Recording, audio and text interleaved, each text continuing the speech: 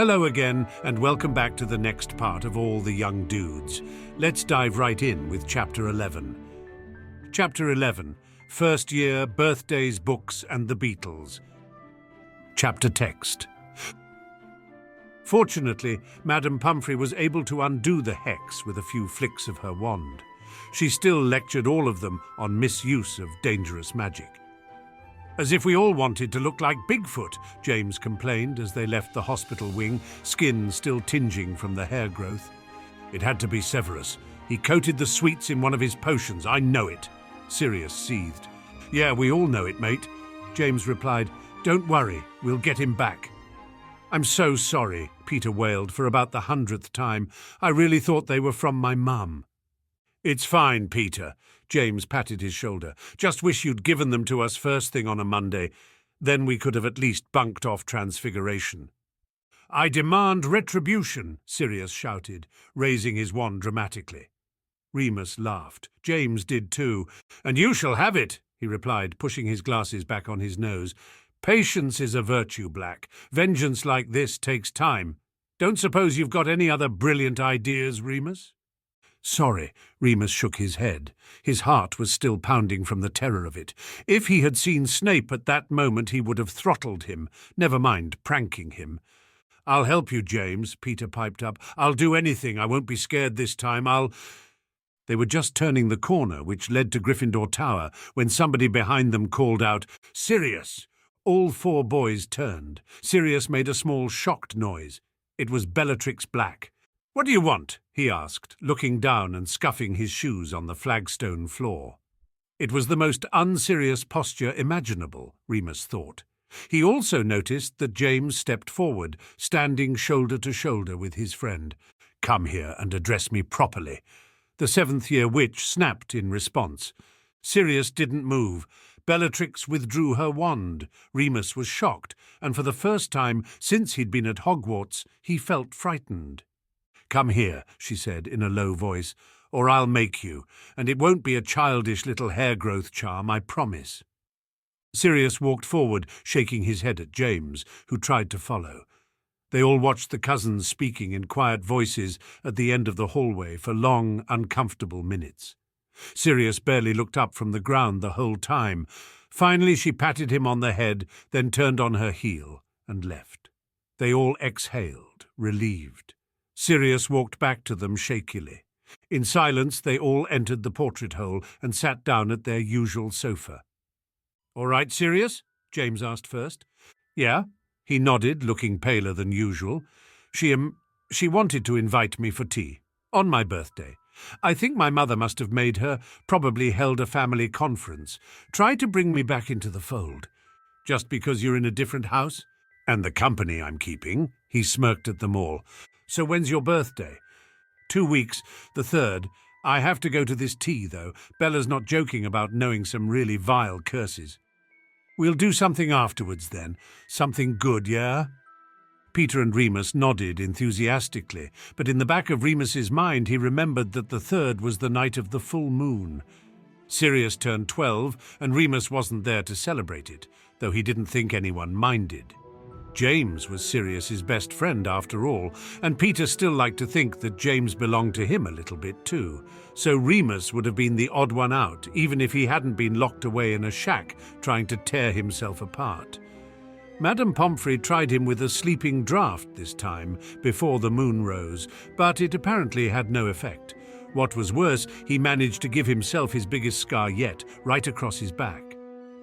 Pomfrey made him stay in the hospital wing all day afterwards, which was actually fortuitous. It meant he could just tell his friends he'd been suddenly taken ill. They were still a bit confused as to why he hadn't told them anything about feeling sick beforehand, but went along with it. They probably already thought he was fairly odd, and by now accepted mostly anything he told them. He wouldn't have enjoyed the birthday. James talked to Madame Hooch and arranged a lunchtime flying session for the three of them.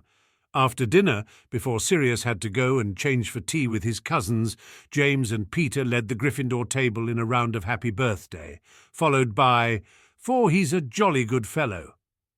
According to the students Remus heard from afterwards, they had sung, "And so say all of us." over and over, getting louder each time until Professor McGonagall had to threaten them with detention if they didn't stop.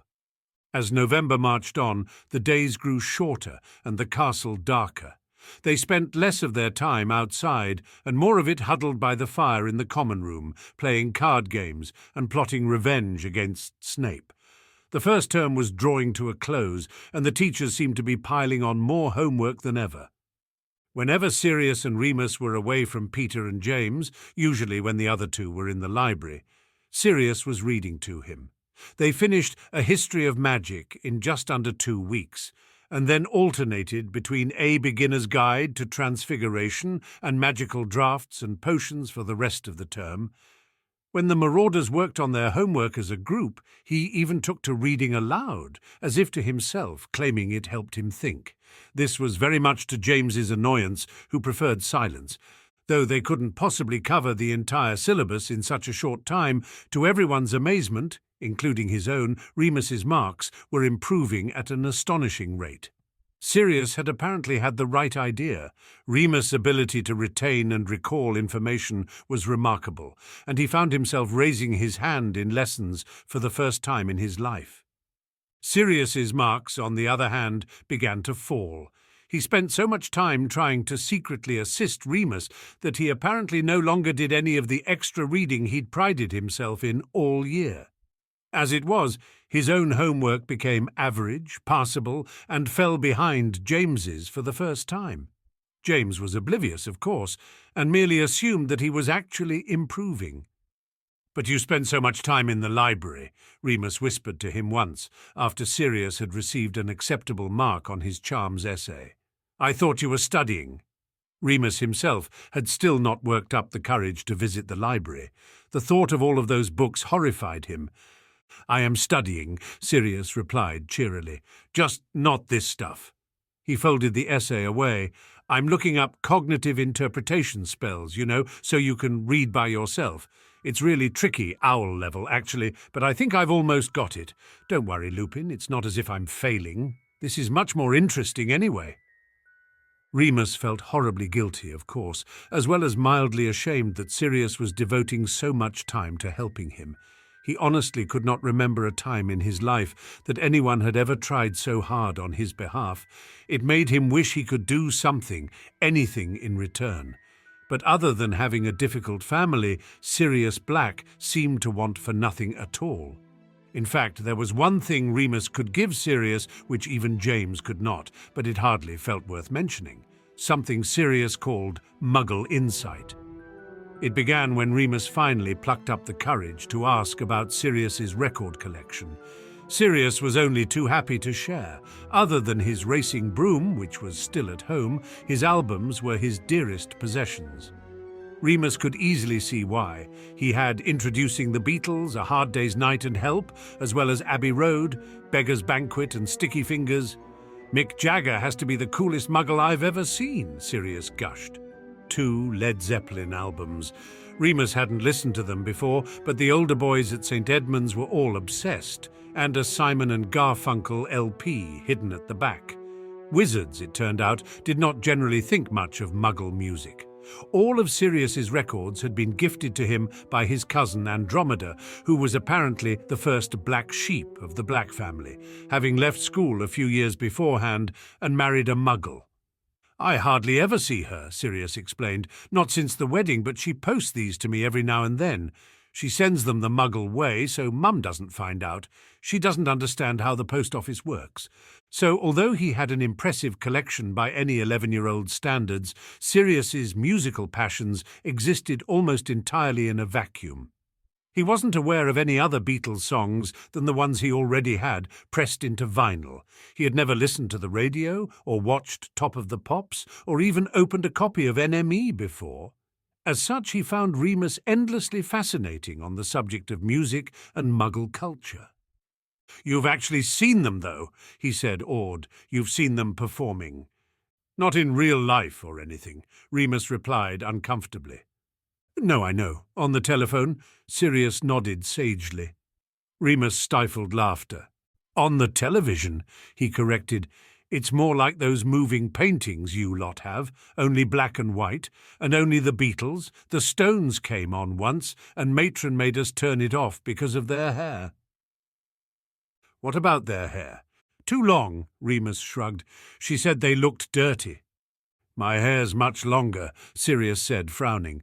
"Yeah, it is, but Muggle boys don't have long hair. Not normally." "Don't tell him that," Peter teased. "He'll shave his head." He threw a gobstone across the board on the floor. They'd been playing a lazy game off and on for the past few days, trying to teach Remus the rules. It rolled into one of Sirius's stones and knocked it out of the ring, immediately squirting out a disgusting-smelling liquid, which Sirius barely dodged in time. Peter grinned. "Ha! Take that, Muggle lover!" Sirius swore loudly and left to change his clothes. Chapter 12. First Year, Christmas, 1971. "Lupin, perhaps you can tell me, what are the transfigurative properties of lapis philosophorum?" McGonagall called out towards the end of their lesson one day. She gave him a very pointed look. The last time she'd asked him a question in front of the class, he had shrugged and looked away. Remus racked his brain. "Well, I think that's the one that turns stuff into gold. If you use it right, and Cleopatra the alchemist used it to turn lead into silver, I think." "Correct." McGonagall sounded as if she was trying to mask her surprise. 5 points to Gryffindor, and another 5 for making the connection to Cleopatra the alchemist. She's not mentioned in Transfiguration for Beginners. Did you read that in your history text? Remus nodded, aware that everyone was looking at him. "Well, excellent. Some of my third-year students are incapable of cross-referencing their studies like that. I'm pleased to see you taking such an interest." She addressed the class, "And we will begin discussing alchemy after Christmas. Which reminds me, with the holidays approaching, I'd like to ask any students planning to remain at Hogwarts over the break to let me know by the end of next week. Thank you, you're dismissed." The class stood up to leave. A few people patted Remus on the back as they passed. "Mr. Lupin, if you have a moment," McGonagall said, just as he was passing her desk. His stomach dropped. He'd gone 2 weeks without a detention from her. He should have known something was coming. He stood still, shoving his hands deep in his pockets and staring at his feet as the rest of the class filtered out. Finally, the classroom empty, she walked over and shut the door, right in James's face, and turned back into the room. "Well done today, Remus," McGonagall said kindly. "You've really been doing well lately." He looked up at her, startled. She laughed. "Don't look so surprised. I'm very impressed. Professor Slughorn and Professor Flitwick have said the same. I wanted a quick word with you about Christmas. I've spoken with Mrs. Orwell." "Who?" "The lady who runs St. Edmund's S." "Oh, right, matron. Quite. As you know, the full moon will occur twice in December the 2nd, that was next week, and the 31st, New Year's Eve. Mrs. Orwell seems to be of the opinion that you would be better off remaining at Hogwarts over Christmas. For this reason, I hope you aren't too disappointed." Remus shrugged. "I'm not fussed either way." Professor McGonagall nodded very seriously. "I shall add your name to the list then. I'll see you next week, Remus." James invited Sirius and Remus to visit him over the break, knowing that neither of them were facing a particularly merry Christmas otherwise. Remus was forced to decline, even if he hadn't been incredibly shy about visiting James's home and meeting his parents. He was still legally in the care of St. Edmund's local authority and needed written permission from Matron to leave Hogwarts. Sirius, who would have loved the opportunity to spend 2 weeks mucking about with James, racing their brooms and eating chocolate, also had to refuse. His family had made it quite clear that they did not approve of him visiting the Potter family under any circumstances.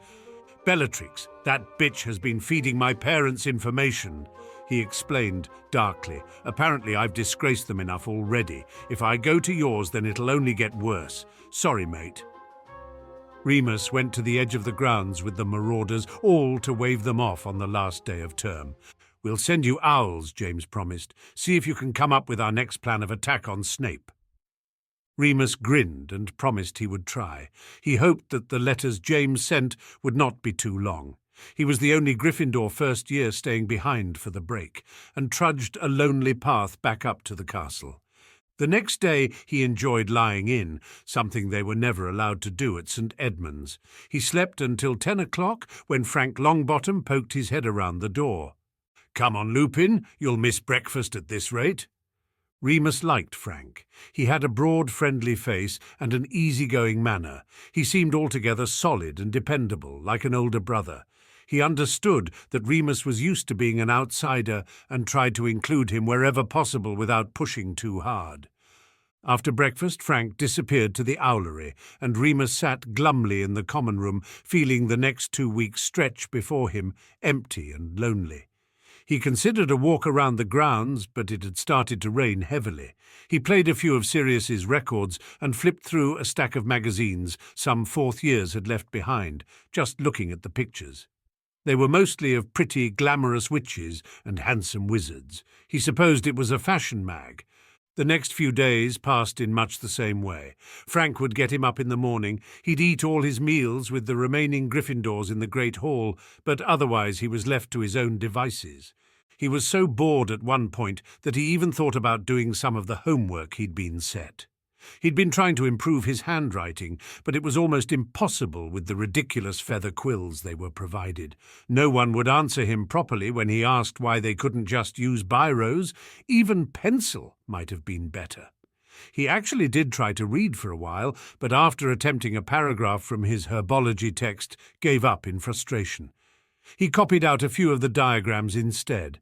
Remus didn't mind drawing. He liked the freedom of it. Every day he walked around the castle for a few hours with his map. The other boys had long since discarded theirs, having learnt all the classroom locations after the first week or so.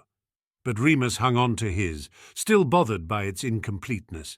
He'd begun marking it up himself, adding points of interest, hiding places, and the secret passageway he'd found. The rest of the time he spent avoiding teachers who were concerned about his being alone. He wasn't the only student left in the school, but most of the others were 6th and 7th years, who generally stayed in the library revising hard for exams or working on their coursework.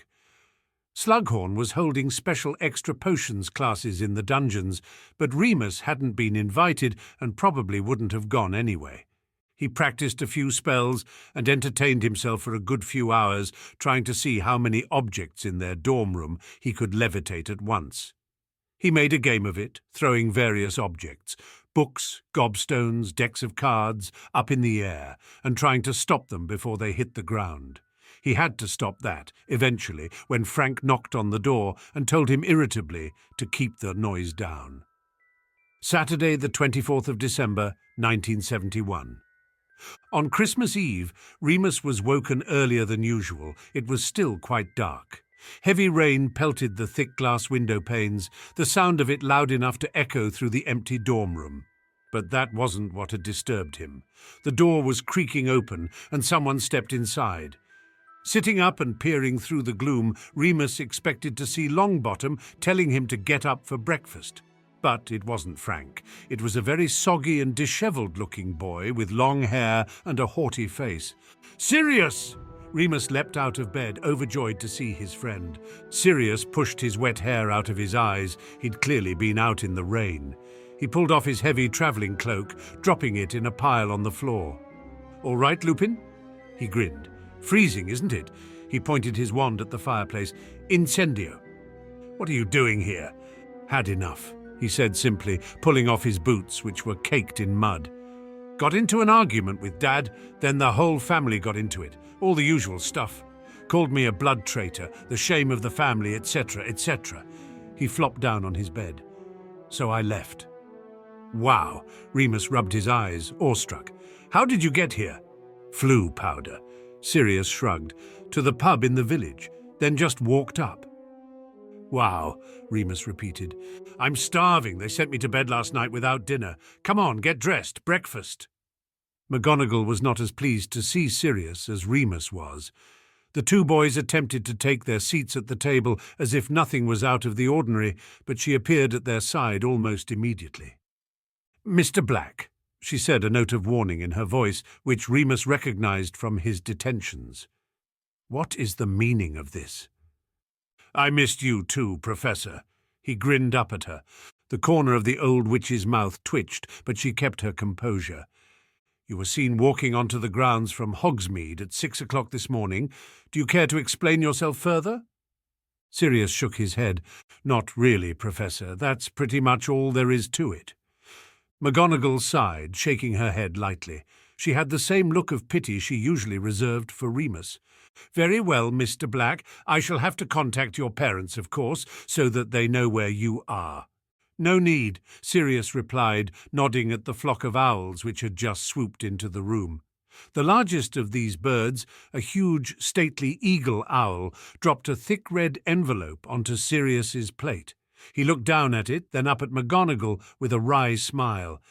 "I think they know exactly where I am." He picked up the ominous envelope and, without breaking eye contact with McGonagall, ripped it open. Almost immediately the letter began to shriek. The voice was so loud that it filled the entire hall, causing heads to turn. McGonagall winced at the ear-splitting pitch of it. It was the voice of Sirius's mother. "Sirius Orion Black," it shrieked. "How dare you defy your father in this manner?" Remus covered his ears. Sirius remained perfectly still, looking up at McGonagall. "Consorting with half-breeds and blood traitors, turning your back on your family. If your grandfather was alive, he'd have disowned you the moment you were sorted. You will remain at school until the end of the year, and think about the shame and dishonour you have brought to your noble title. Don't think we won't disinherit you. You are not our only son." With that, the letter burst into flames, curling and shrivelling into a pile of chalk-white ash. The silence that followed was deafening. Everyone was staring. Sirius reached for some toast, put it on his plate, then began ladling scrambled egg onto it, nonchalantly. He glanced up at McGonagall again. "You can send Mother an owl if you like, Professor, but I doubt she'll read it." "Very well, Sirius," McGonagall nodded. "Just try to keep out of trouble, will you?" With that, she walked stiffly back to the teacher's table at the far end of the hall. Sirius ate his breakfast in silence. Years later, Remus would always remember thinking in that moment that Sirius Black must be the bravest boy in the world. Christmas Day at St. Edmund's was usually an extremely noisy affair. Some boys got presents delivered, those with distant relatives who cared enough to send a new sweatshirt, perhaps, but not enough to visit. Others made do with the usual selection of donations from the locals, which Matron had wrapped up for them. Gift-getting was quickly followed by gift-swapping, and they often passed the morning bartering and trading the meagre items they'd received. They were made to smarten themselves up, then led in a long line down to the church, where they would sit through the Christmas service, bored and slouching. Christmas morning at Hogwarts was a good deal more pleasant. Remus was almost touched to find that Matron had not forgotten him.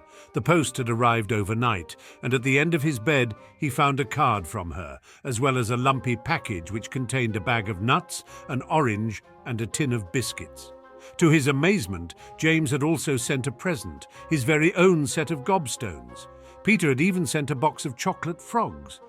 "Merry Christmas," Sirius yawned, opening his own gifts. He had nothing from his parents, as far as Remus would see, but didn't mention it. James had sent him an annual of his favourite Quidditch team, the Southend Scorchers, and he had a box of frogs from Peter, too.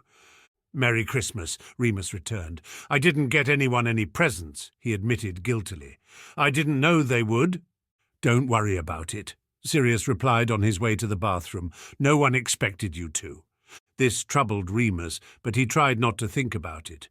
While Sirius was in the loo, another owl flew in the window and dropped a large, flat, square package on his bed. When Sirius came out and saw it, his eyes lit up and he ripped it open eagerly. "It's from Andromeda," he explained, pulling the record out, showing it to Remus, who hurried over excitedly. It was another Muggle album. The cover was black, printed with the silhouetted image of a man standing in front of a huge amplifier playing a guitar. He had long, wildly curly hair, stood with his legs apart in a power stance, outlined in gold. "Electric Warrior," the title blared. "T-Rex." "Oh, T-Rex, I think I've heard of them," Remus said, as Sirius flipped it over to read the track listing. "Stick it on," Remus encouraged, impatient. Who cared what the cover said? Sirius did, sliding out the slick black disc and settling it onto his turntable. The record began to turn, and the room filled with music, a smooth sliding throb. Beneath the bebop moon, I want to croon with you, ooh. They sat and listened, entranced, stopping only to flip to the B-side. Once it was over, Sirius wordlessly turned it over and began at the beginning again. They alternated between sitting on the bed, swaying slightly to the melody, or nodding their heads as the beats quickened. They shared grins with each other at the catchiest riffs, and lay down to stare at the ceiling for the slower, dreamier tracks. Eventually, halfway through the second listen, Frank came in. "Merry Christmas, lads. Come on breakfast." They dressed quickly and went down to the dining hall. The great hall had been decorated garishly by the teachers. Glittering ropes of tinsel in red, green and gold sparkled from every rafter, hanging down like festive jungle vines.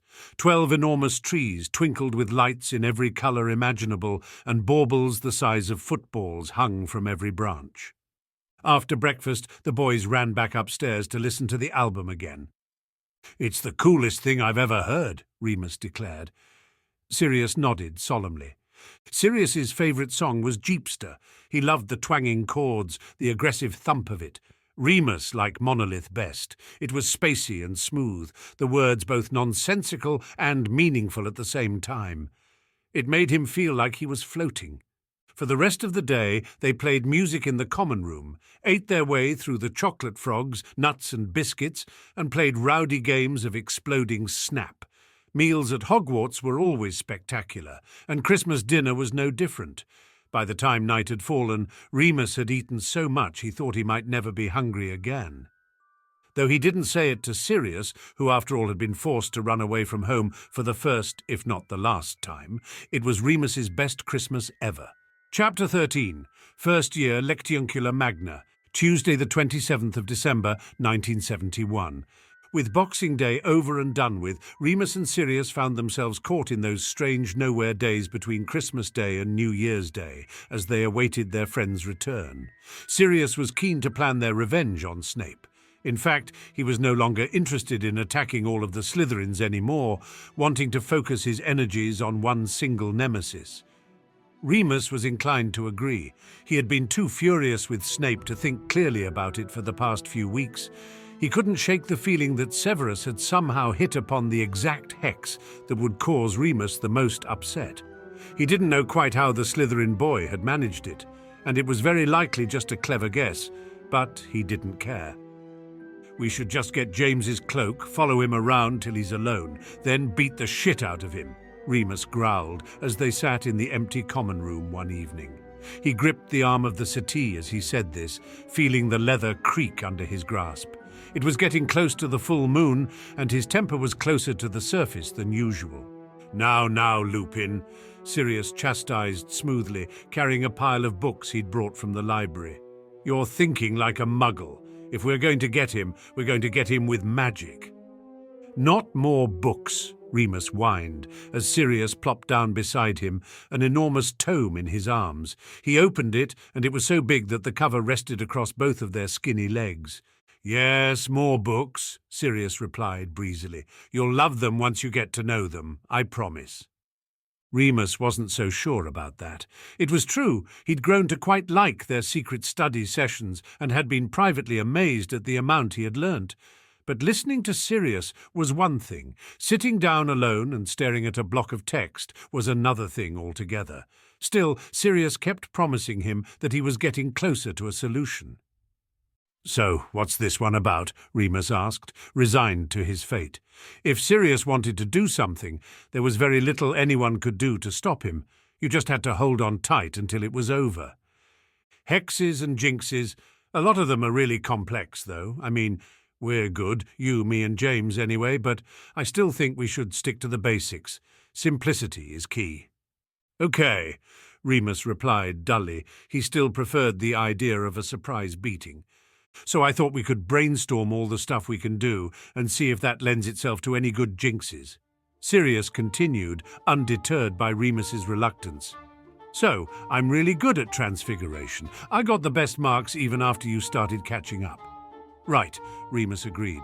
And James is a bit better than me at defense against the dark arts, which you'd think would be helpful when dealing with a slimy creep like Snivelus, but we haven't really learnt any good spells yet, except disarming stuff, and that's no use. He chewed the nib of his quill, considering. It wasn't a new quill, and left a dark stain on Sirius's bottom lip. Remus didn't say anything. Sirius carried on.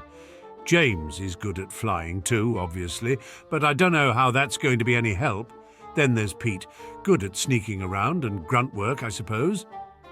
Remus thought that was rather unfair. Peter was never top of the class like Sirius and James, but he was generally perfectly competent, usually settling for a satisfactory mark. He lacked the competitive edge James and Sirius had, the desire to prove himself. Remus recognized this well enough. It was enough just to be friends with cleverer, more confident people sometimes. You got a bit of their shine with none of the pressure. Pete's good at herbology, Remus pointed out, and potions. Both useless, Sirius shrugged. You were the one who came up with the rosehip thing, and we're never going to best Snape at potions. I hate to admit it, but the bastard's too good. Anyway, then we've got you. You're probably best at charms. Not best, Remus said hurriedly. I'm good at levitation, I suppose, but that's it. Oh, shut up. This is no time for modesty, Lupin. Sirius waved an impatient hand. You pick up spells quicker than anyone. If we find a sufficiently hideous hex in here, then I'm counting on you to figure out how to do it. Remus squirmed. He hated when Sirius talked like that, as if Remus was as clever or as gifted as he and James were. He knew it wasn't true, and it embarrassed him. He fought a sudden urge to push the big heavy book off their laps and walk away. It was just the full moon, he told himself. He felt fidgety and too hot by the fire, too close to Sirius, whose blood he could smell, mixed in with the unique scent of magic. He vaguely hoped that dinner would be red meat, something he could taste the iron in. It has to be something big, Sirius murmured, flipping all the way to the back of the book. Remus let out a yelp as the full weight of it thudded against his thighs. Sirius ignored this, running a finger down the index. Something much worse than the hair thing. Remus shuddered at the thought of Snape's prank. Rage surged up in him again. Or was it hunger? He shook his head, pushing the book away and getting up, pretending he just had to stretch. His joints ached already as his body prepared itself for the coming transformation. I don't know why you think I'll be any help, Remus sighed, yawning now. Muggle insight, Sirius grinned. Like the itching powder, you can come up with stuff Snape won't see coming. Remus scratched his head, racking his brain. Can't think of anything bad enough, he said. Once we got a bucket of water and propped it up over a door, which you have to leave a bit ajar, you know. Then Matron was supposed to walk through and get soaked. Except Matron didn't walk through, the cook did, and we got served shit food for a month. His stomach growled at the mention of food. That's a pretty tame prank, to be honest. Are you hungry? Can we go down for dinner yet? Yeah, I suppose. Sirius closed the book. We could get a bucket pretty easily, but it seems like there's a lot of room for error, and I don't know if it would really strike fear into his heart the way we want it to. We're marauders, we should be setting certain standards. Remus chuckled as they climbed through the portrait hole. Yeah, told you it was rubbish. Shame, 'cause Snivelus could do with a good wash. Sirius laughed back. Then he froze and gripped Remus's shoulder. Oh, you genius, you bloody genius. What? Remus replied, shocked and a bit annoyed to be shaken about like that. A good wash, that's what we'll do. It's easy, I bet. It'll be in one of those books. Wait here. He disappeared back through the portrait. Remus sighed hungrily and waited. So wait, explain it to me again, Remus whispered as they finished their plates. He used the remains of his roast potato to mop up what remained of the gravy. He might have seconds. He ate like a horse on the nights before the moon. It sounds complicated. It isn't, Sirius shook his head. I reckon it's easy. Weather spells are hard on a grand scale, but this only needs to be a cloud the size of this plate. He tapped the porcelain in front of him. Would it be like the ceiling? Remus asked, jerking his head up at the charmed rafters. It was raining, as it had been all Christmas, but the downpour vanished before it reached them. A bit, Sirius replied, but smaller, and without whatever charms are stopping us from getting wet. But Couldn't he just step away from it? Not if we combine it with a binding spell. But we can't mix spells yet. Well, I can't. Can you? He looked up at Sirius, who was nodding vigorously. Yeah, I've been having a go at it for your reading thing. It's actually not too hard. You just have to concentrate. That's what they say about reading, Remus sighed. We'll practice. Sirius said firmly. We'll practice loads before James and Pete get back. They'll be dead impressed. There was no time for seconds after that, so Remus had to satisfy himself with the remainder of his Christmas biscuits, as Sirius looked up weather charms. Once he'd found what he wanted, they both took it in turns to have a go, Sirius reading out the directions several times before they understood them. It was the first time Remus had attempted a spell without having it demonstrated for him first. Daunting to begin with, he quickly understood how the wand movement ought to flow and twist, while Sirius was best at pronunciation. It did take a lot of concentration, and it was nearly midnight by the time either of them had produced anything at all. Finally, Remus managed to cast a small grey cloud. It poured from his wand like smoke, then hovered between them for a few moments before bursting like a bubble, leaving only a faint trace of condensation. Sirius grinned broadly. This is going to work. Saturday, the 31st of December, 1971. It was hard to shake off Sirius on the night of the full moon. Remus even told him he was feeling sick, but then the other boy wanted to accompany him to the hospital wing. Eventually, he managed to convince him that he ought to stay behind and keep practicing the rain cloud charm. We've basically got it now, though, Sirius complained. It was true, they'd both managed to produce satisfactory miniature rainstorms. The bathroom had almost flooded in the process. It was just a matter of maintaining concentration and perfecting the binding aspect now. Find something else to do then. Remus snapped halfway out the door, skin crawling, stomach growling. I'll see you tomorrow. How'd you know she'll keep you overnight? Remus had escaped before having to answer any more questions. He was getting careless, he thought to himself, as he knocked on McGonagall's office door. Eventually, he'd have to think of a decent excuse for all of his absences. They were sure to connect the nights he vanished to the full moon eventually. They all did astronomy together. The shack was cold, the walls damp from the relentless rain. Remus wished he'd brought his wand. He'd learnt to cast a good fire charm now, but he supposed it would be no good if there was a fire blazing when he turned. He might burn the whole place down. The transformation came on more suddenly than usual. Ever since Madame Pomfrey had told him they would get worse, he seemed to feel it more. He still fought not to scream, worried that McGonagall or Pomfrey might hear him on their way out of the tunnel. He didn't need any more pity. Sunday, the 1st of January, 1972. The next day, Remus could barely get up after he'd changed back. He pulled a blanket around himself instead and lay on the floor waiting for Madame Pomfrey to arrive. Every inch of him hurt more than ever. His head pounded as if a troll had stomped on it. Every tooth in his jaw ached. The tendons in his shoulders felt as if they'd been stretched so far they had snapped. He'd broken almost all of his fingernails. There were huge claw marks in the wallpaper. "Remus?" Madame Pomfrey's soft voice came through the door. "I'm coming in now, dear." He closed his eyes, unable even to groan. "Oh," she said as she entered the room and found him on the floor. "Bad one, was it? Perhaps it's the solstice. I'll have to consult my books. Can you get up, Remus?" She touched his forehead with the back of her hand. He opened his eyes and nodded weakly, taking her arm and hauling himself up. That was a mistake. As soon as he was on his feet, his head swam and his stomach lurched. He bent forward and vomited onto the floor. "Never mind," Madame Pomfrey said kindly, an arm around his trembling shoulder. She pointed her wand at the mess, and it vanished in an instant. "No harm done. Let's get you somewhere warm now, shall we?" She wanted to magic a stretcher to carry him back to the castle, but he couldn't bear the shame of it, no matter how early in the morning it was. They walked back, very slowly, and up to the hospital wing, where he finally collapsed into a clean, soft bed. The nurse continued to fuss around him, but he was already drifting to sleep.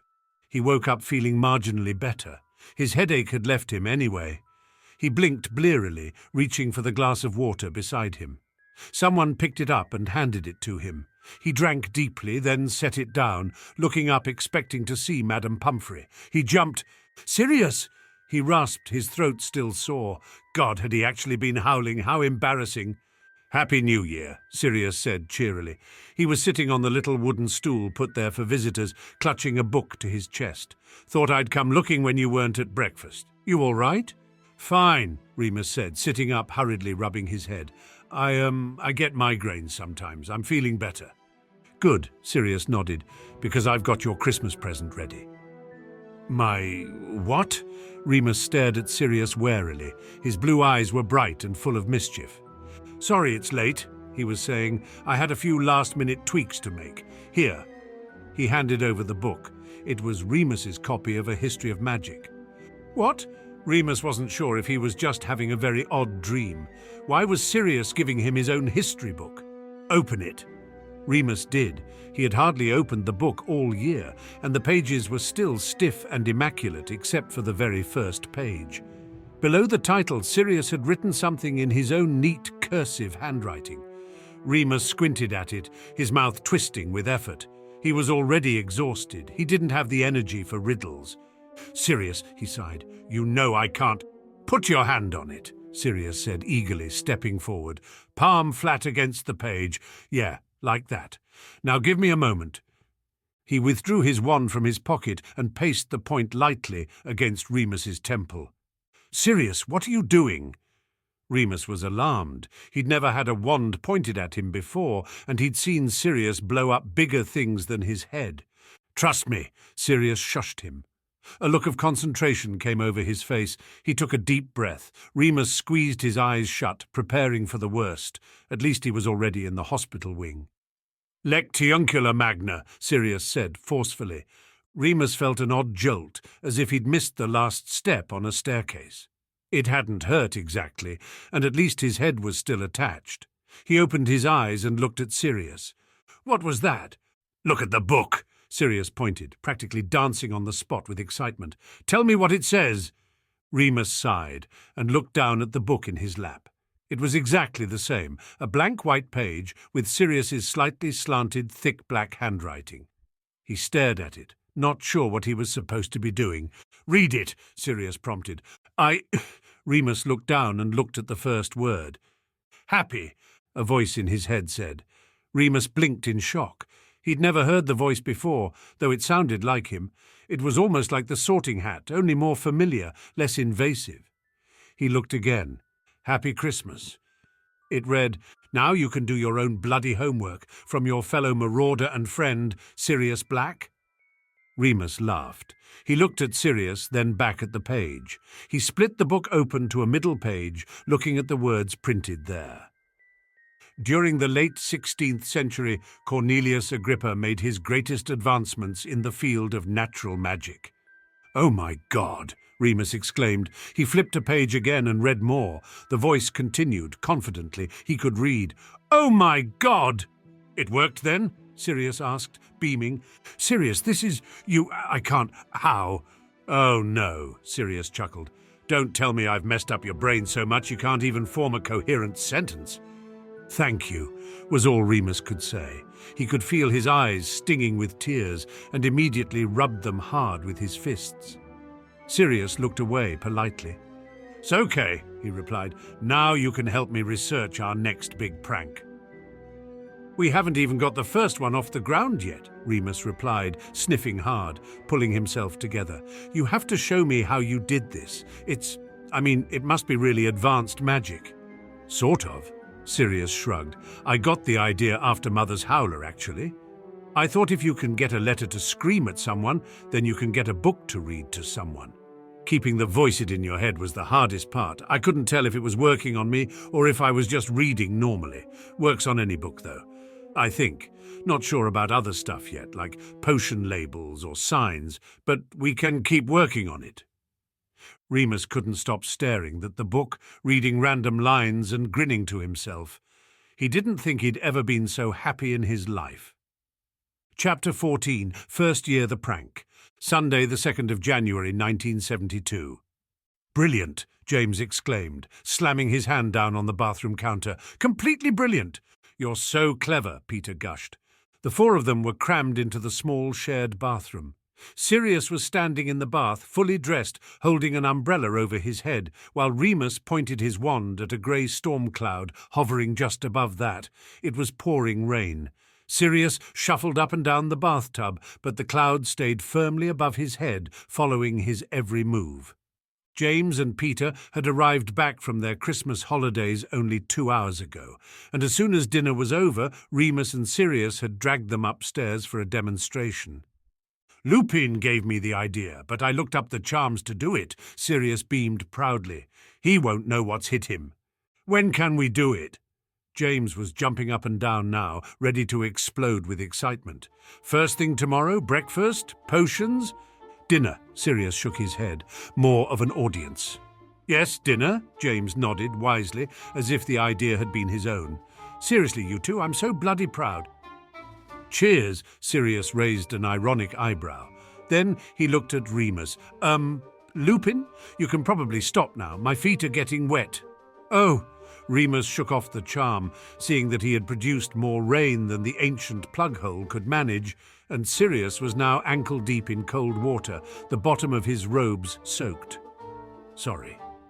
"It's fine," Sirius laughed, stepping out of the bath and squeezing out his robes. "Just make sure you do the same to Snape." "So Lupin's doing this one?" James asked. Sirius shrugged. "He's better at it. I can do it too, though, if we get interference." Monday the 3rd of January, 1972. The first day of lessons after Christmas was a very strange one. James, Sirius and Peter were full of nervous energy in anticipation of the practical joke. Remus was looking forward to that too, though somewhat nervous as it was, he who had to pull it off. But he had another reason to be excited. It would be the first school day in his entire academic career that he would be able to read. Sirius had shown him how to perform the spell, and it was very difficult. In the end, Remus just had the other boy perform it for him most of the time, deciding to devote more time to learning how to do it himself later. His magic was still slightly wonky following the full moon, liable to overreach and go off if he concentrated too hard. It didn't seem like a good idea to turn his wand on himself until the moon waned enough and he had more control. The first half of the day was everything he had hoped it might be. He couldn't read the blackboard, but charms was mostly practice-based, and it amazed Remus how much easier everything became when he could just consult his text without having to remember everything Flitwick had said about softening charms. He was the first in the class to get his brick to bounce, much to the consternation of Lily Evans, who was usually the top charm student. It was in the afternoon, during potions, that things began to go awry. It began with Slughorn returning their essays on the 12 uses of dragon blood. Remus had completed his before Christmas with help from Sirius, and the Marauders as a whole did fairly well. As usual, Snape got the highest mark and earned 5 points for Slytherin. Lily was second and got a point for Gryffindor. She had only beaten Sirius by a few marks.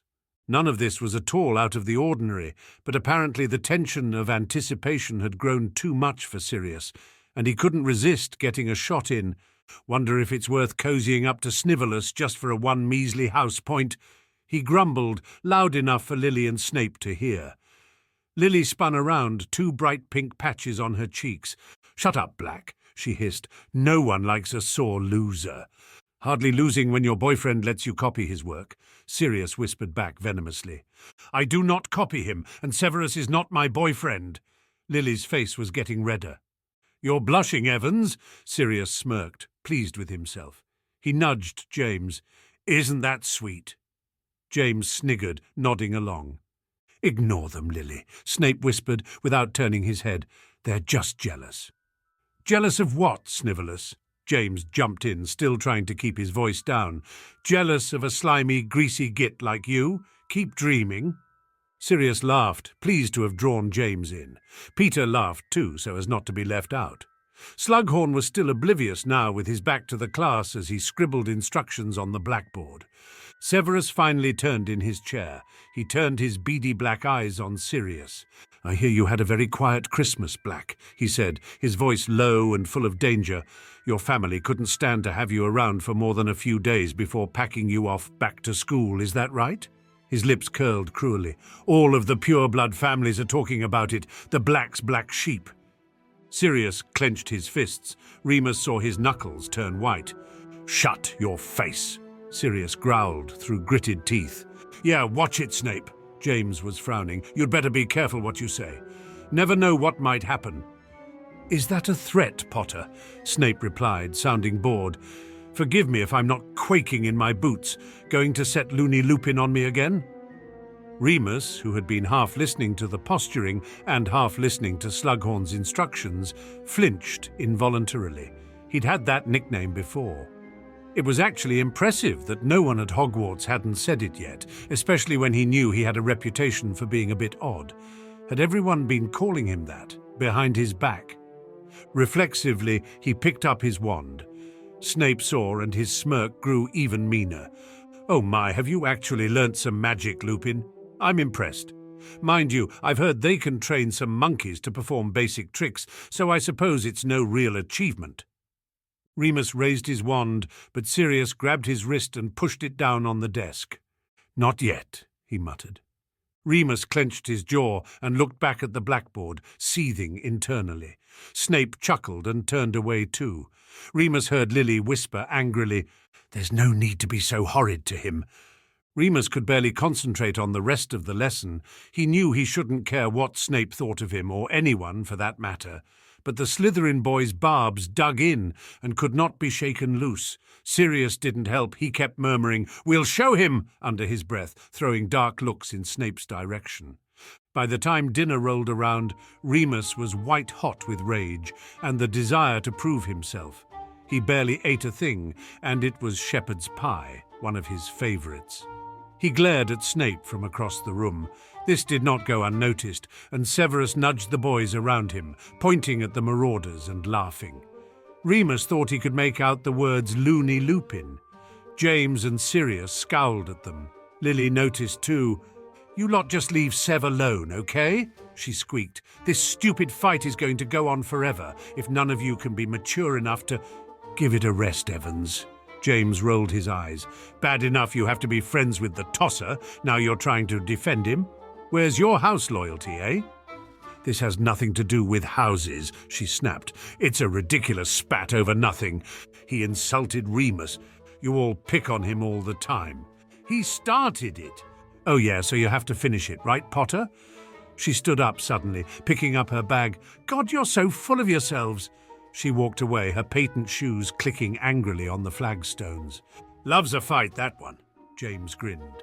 There was a yelp of laughter from the Slytherin table, and Remus decided he had had enough. He stood up too, pulled out his wand, and pointed it at Severus. "Ligare pluviam." It was instantaneous and perfectly glorious. The rain cloud shot from Remus's wand with the speed of a bullet, so no one could even see where it had come from. It rested over Snape's head, thick, grey and heavy. There was a low roll of thunder, and the downpour began. He didn't know what was happening at first, covering his head with his hands and looking up. The students sitting either side of Snape stood up and backed away, not wanting to get wet. Then Snape stood up, trying to dodge the cloud, but it followed him, hovering persistently, rain bucketing down. People were laughing now and pointing. Everyone was looking around, trying to see who had done it, but no one had seen Remus cast it, except for his friends. He sat down but kept his wand trained on Severus, grinning as he watched the boy still trying to run away from the mini-storm. "Yes!" Sirius hissed in his ear. "Bloody yes, Lupin, you beauty!" The immense satisfaction Remus felt was compounded by the laughter echoing around him. Snape was such a nasty, spiteful boy. Even some of the Slytherins looked pleased to see him get what he deserved. The more Remus thought about it, the more he wanted to punish him, and the harder it rained. In fact, the cloud seemed to darken and swell. Snape was completely soaked now, his hair plastered to his head, getting in his eyes. His skin was pale, and his robes shining with water, a puddle forming beneath him. Remus grinned as he watched Severus try desperately to escape, looking more and more like a drowned rat. "Stop it!" Lily was screeching at James. "I know it's you. Stop it now!" James kept laughing and held up his hands to show that he wasn't doing anything. Lily looked close to tears. Severus made to run, arms over his head to stop the rain pelting him, but his robes were so heavy and so waterlogged that he half tripped, half slid, and collapsed to the floor. Remus would have laughed, but his concentration deepened. The rain fell harder still, until it was difficult even to see Severus through the grey sheets. The cloud was bigger too, and crackling with thunder and lightning. It had never done that when he'd practiced on Sirius, but then he hadn't been as angry at Sirius. "Stop it, please!" Lily was sobbing now. James had stopped laughing. He touched Remus's arm. "Remus, he's had enough, mate." Snape wasn't getting up. Remus realised that no one was laughing anymore, and a few people were screaming. "Finite!" A voice boomed out over the dining hall. At once the rain stopped. Everyone was silent. Dumbledore stood in the entranceway. Remus hadn't seen him since Halloween. He looked perfectly calm, despite the chaos he had just ended. The headmaster swept into the room, vanishing all of the water with a wave of his wand and bending over Severus. Remus put away his wand and shrank into his seat, watching Dumbledore whispering over Snape's prone body. Lily was still sobbing and ran over to stand beside Dumbledore, trembling and frightened. "Everybody to your dormitories, please," Dumbledore spoke quietly, but was somehow heard by everyone in the huge hall. "Miss Evans, please fetch Madam Pumphrey." Lily ran from the room, and the other students began to file out, obediently. James, Sirius and Remus all shot nervous glances at each other before hurrying to join the rest of their house. Chapter 15. First Year Aftermath. Most of the Gryffindors hung around in the common room, gossiping and chattering, all wondering who could have done it. The Marauders, usually keen to be at the centre of any debate, all crept upstairs, pale-faced with guilt. Remus sat on his bed, staring at the floor. He had gone too far. He knew that. It had felt good for a little while, and nothing could convince him that Severus hadn't deserved it. But now James was looking at him oddly, and he knew that Dumbledore would find out somehow, if Lily didn't tell everyone as soon as she got back to the common room. "What happened?" James asked carefully. "Did you lose control of it? That was really strong magic." "It was amazing," Sirius said suddenly. "He'll think twice about crossing us again." "But, we didn't want to hurt him, did we?" James frowned. "He's fine, he was just pretending to get us in trouble." "Will we get in trouble?" Peter asked, wringing his hands. "We didn't all do it, did we? It was only—" Sirius slapped him around the back of his head. "You rat," he said. "We're Marauders, all for one and one for all." "Whatever that means," Peter muttered, rubbing his head and going to sit on his own bed sulkily. "I did it. You lot shouldn't get in trouble," Remus said quietly, not looking up. "It was half my idea," Sirius said. "I did the research. Don't worry, Lupin. I bet you anything he's fine." "If he is," Remus said heavily, "then it's no thanks to me." He finally met James' eyes. They were deep brown and much more serious than usual. "I did mean to hurt him." James held his gaze and nodded slightly. There was a knock at the door, diffusing the tension. It was Frank Longbottom. "You four are to come to McGonagall's office now," he said gravely. They followed Frank down the stairs and through the common room, where everyone stared at them. Remus looked at his feet the whole time, but he heard the chatter go quiet as they walked through. It didn't matter what happened next. Everyone would know they were responsible. McGonagall was not alone. Dumbledore stood beside her desk, his hands folded in front of him. He smiled pleasantly at the four boys who stood in a line before him.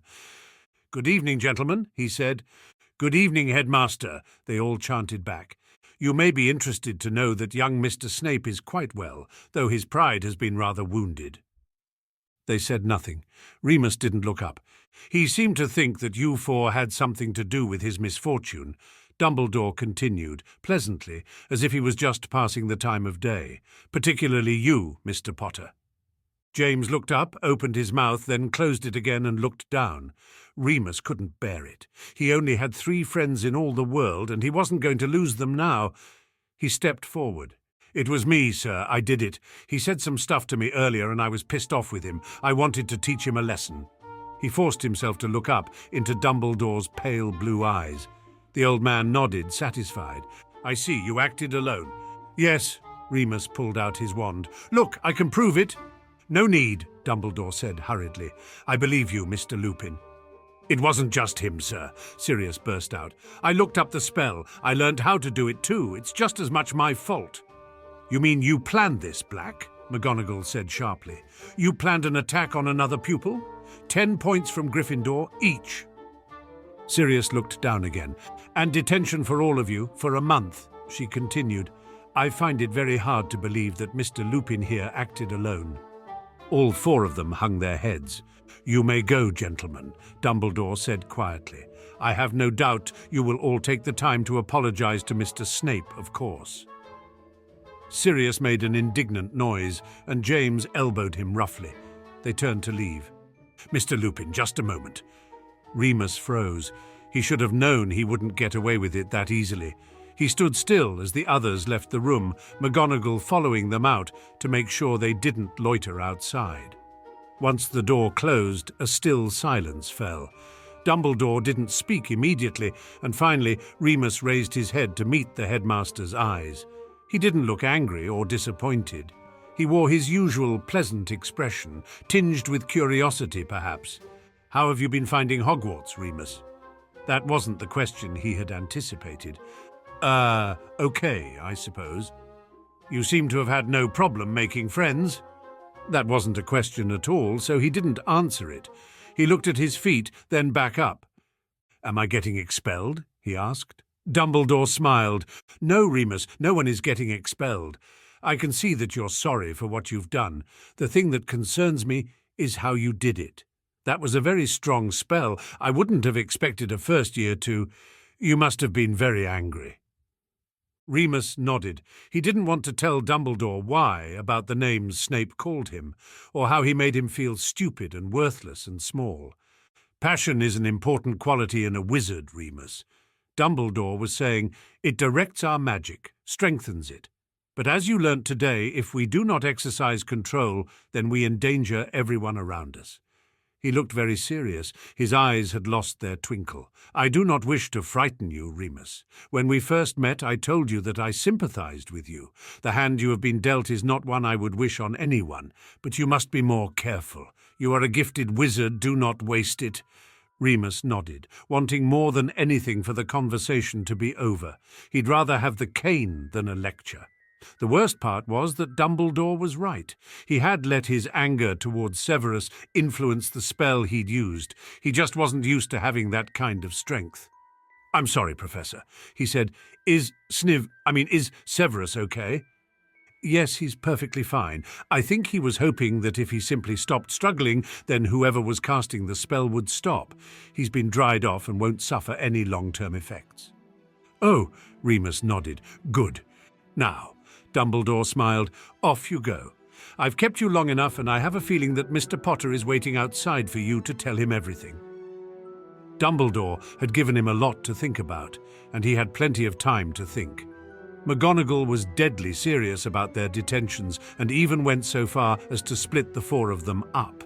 Sirius was tasked with scrubbing cauldrons in the dungeons, Peter with polishing the trophies in the awards room, and James with reconfiguring every astronomy telescope in the tower. Remus was given the worst task of all, mucking out the owlery. Of course, none of them were permitted to use their wands, and every night they had to begin all over again. Cruel and unusual is what it is, Peter complained at the end of the first week as they fell into bed, filthy and exhausted. Dunno what you're moaning about, Sirius grumbled. I'd love to polish trophies.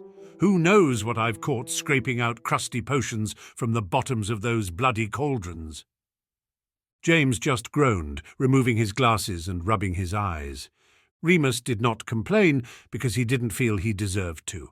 He felt terrible for getting all of his friends into trouble, but even more terrible for what he had done. This was only exacerbated by the amount of reading he had been doing. Sirius's spell was difficult, less intuitive than the magic he was used to.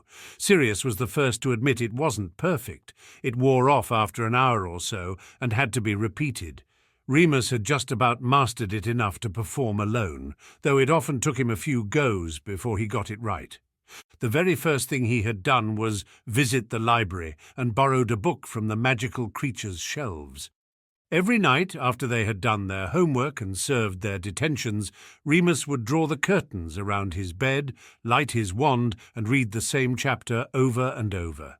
There were entire books written on his particular problem, he had found, but he was terrified that someone would become suspicious if he started checking them all out. Plus, he wasn't sure he wanted to know any more. The things he'd read so far were bad enough. He thought about the book almost constantly, in his lessons, at mealtimes, during detention. Words like monstrous, deadly, and darkest of creatures flashed in his mind like neon signs. He'd known that he was dangerous, of course. He'd known that he was different. He hadn't known that he was hated, hunted even. Apparently his teeth were worth thousands in certain parts of Eastern Europe. His pelt was worth even more. There were legislative details too, things he didn't fully understand, but which sounded horrible. Employment laws and registries and travel restrictions. It seemed that even if he could read, that his job prospects might be no better in the wizarding world than they were as a muggle. He also understood why Dumbledore had told him to be careful. It was clear now that if anyone at Hogwarts found out what Remus was, then he might be in real trouble, and expulsion would be the least of his concerns. Frustratingly, nothing he read was really relevant to his experiences. There was no account of a wizard actually living with the condition, how they had managed, what to expect, whether they had been able to hold down a job or even just avoid hurting others. He'd assumed it was normal that he could smell blood and hear heartbeats. But how could he know for sure? Was it normal that his magic was stronger when the moon was rising? Sometimes he thought he could feel the sheer power of it, fizzing in his veins like a potion, filling him up and spilling over, bursting from his fingertips. And then there was his temper. How much of that was him, and how much of it was the monster?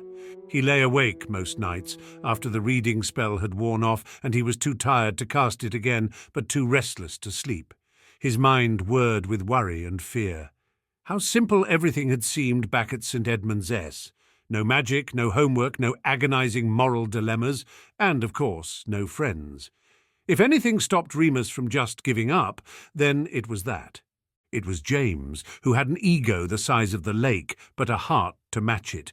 Peter, who, yes, granted, was weird and a bit clueless, actually had a wicked sense of humour and could be unfailing generous. And, of course, Sirius. Sirius could keep secrets. Had a mean streak, but never directed it at his friends, was the most gifted student in the year, but spent all his time coming up with pranks instead. Remus wasn't going to give up any of that, not if he could help it.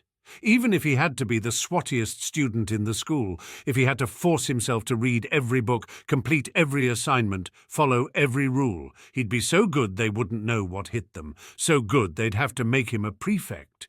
He'd do it all if it meant staying at Hogwarts and keeping his friends. There was nobody to talk to about any of these things, nobody who would understand anyway. As far as Remus knew, only Dumbledore, McGonagall and Madame Pomfrey knew about his condition. McGonagall was too severe to approach with questions like that. Remus still wasn't sure that Dumbledore was entirely sane, and anyway, he had no idea how to make an appointment with the headmaster. So it had to be Madame Pomfrey in the end. He waited until the next moon, which came at the end of January. It was a Sunday, so after dinner he separated himself from the Marauders and headed to the hospital wing earlier than usual.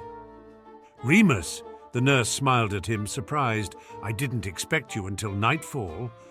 "I wanted to ask you some stuff," he said shyly, eyes darting around the room. There were a few students lying in beds, most of them sleeping. Fortunately, Madame Pomfrey was very discreet. "Certainly. Shall we pop into my office?" It was much nicer than any of the teachers' offices Remus had been in so far. The walls were lined with hundreds of neat and orderly bottles of potions and tonics. It was light and airy. She didn't have a desk, and instead of wooden seats there were comfortable armchairs seated either side of a fireplace. "How can I help, dear?" she asked, settling in, gesturing that he sit down. "Well," he swallowed, not sure how to begin. I had a few questions about my problem." She smiled at him kindly. "Of course you do, Remus, that's perfectly natural. Is there something specific you would like to know?" Yeah, I did a bit of reading. I know there isn't a cure or anything. Not yet, she said quickly. Advancements are being made all the time. Oh, okay, but for now, I suppose I just want to know more about it. I don't remember anything when I wake up, just that I get really hungry. You'd like to know more about the transformation? No, not just that. Stuff like, does it change who I am the rest of the time? Does it make me... He looked down at his hands, at a loss. He wasn't sure what he wanted to say, and there was a hard lump in his throat. Remus, Madame Pomfrey said, this is a condition you have. It isn't who you are. I get angry sometimes, he said, staring into the fire rather than looking her in the face. I get really, really angry. Everyone has emotions. They're perfectly natural. We just learn to control them over time. He nodded, taking this in. He couldn't tell her the rest. When I change, it's getting worse, harder. Yes, she replied solemnly. I did read that it can get worse with the onset of puberty. Oh, okay, Remus nodded. There was a long pause. How much worse? I couldn't say. You really are the first of your kind that I've treated. Another silence. Remus felt no better than he had before, no less confused. Would you like to borrow that book I mentioned? He nodded, finally bringing himself to look up at her. Madame Pomfrey's book, Fur to Fangs, Caring for Magical Half-Humans, was moderately more helpful than some of the others Remus had read so far. There was still a lot he couldn't understand. Advanced healing magic and complicated potion recipes, more details on legislation, and even more terrifying, trials and persecution. Conversely, there was a lot he already knew. He had been bitten and mustn't be allowed to bite anyone else during a full moon. Silver hurt him. There was no cure. The book did indeed say that with the onset of puberty, his transformations would increase in intensity and that he would become more dangerous afterwards. It did not mention changes in abilities, magical or otherwise, and there was nothing solid referring to changes in mood or temper. He didn't consider it particularly interesting or important to know that he had a shorter snout than real wolves, or that his tail tufted. He'd rather not think about having either. But he was curious to discover that he was only a threat to humans, particularly wizards. Apparently, other animals were in no danger from him.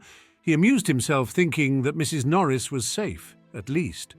It did not go unnoticed that Remus had withdrawn from the Marauders since the attack on Snape. "Where have you been?" they'd ask every evening as they all dressed for bed. Homework, he'd shrug, or sometimes detention, though he hadn't had another detention since the prank. The truth was, he was always as far away from other people as he could get. He deliberately tried to stay out of their room until it was time to sleep, and even avoided the common room if he could help it. He felt that until he could control his magic, he'd better not get involved in any more of James and Sirius's schemes. And they were scheming. He knew that for sure. Sometimes at night, Remus could hear them sneaking into each other's beds, then whispering furtively before casting a silencing charm. Other times, they crept out with Peter under the cloak. They always tried to wake Remus, but he ignored them. During the day, he hid away at the back of the library, or else in one of his secret places. He'd found places all over the castle that were small enough to climb inside and go undiscovered for hours at a time. Windows that had been long bricked over, but retained high, broad ledges. Small, empty chambers like priest holes, concealed behind tapestries. The fifth-floor girls' bathroom. There he could curl up and read for hours. Sometimes he actually did his homework. Other times he forced himself to research his condition. He had another reason to hide. Since the incident, Snape's hatred towards the Marauders had intensified, and he went everywhere with Mulciber, using him as personal protection. If they crossed paths in the hallways, Remus always had to be ready with a shielding charm. Mulciber knew more hexes than Sirius and James combined. One afternoon, Remus was deep into a book on ancient battle magic. There was a chapter in it on the Ulfednar, Germanic wolf warriors who fought the Romans. He was sitting high up on his favourite on his window ledge and couldn't be seen from the floor unless someone was really looking. He'd climbed up using a rope charm they'd learnt a few weeks ago.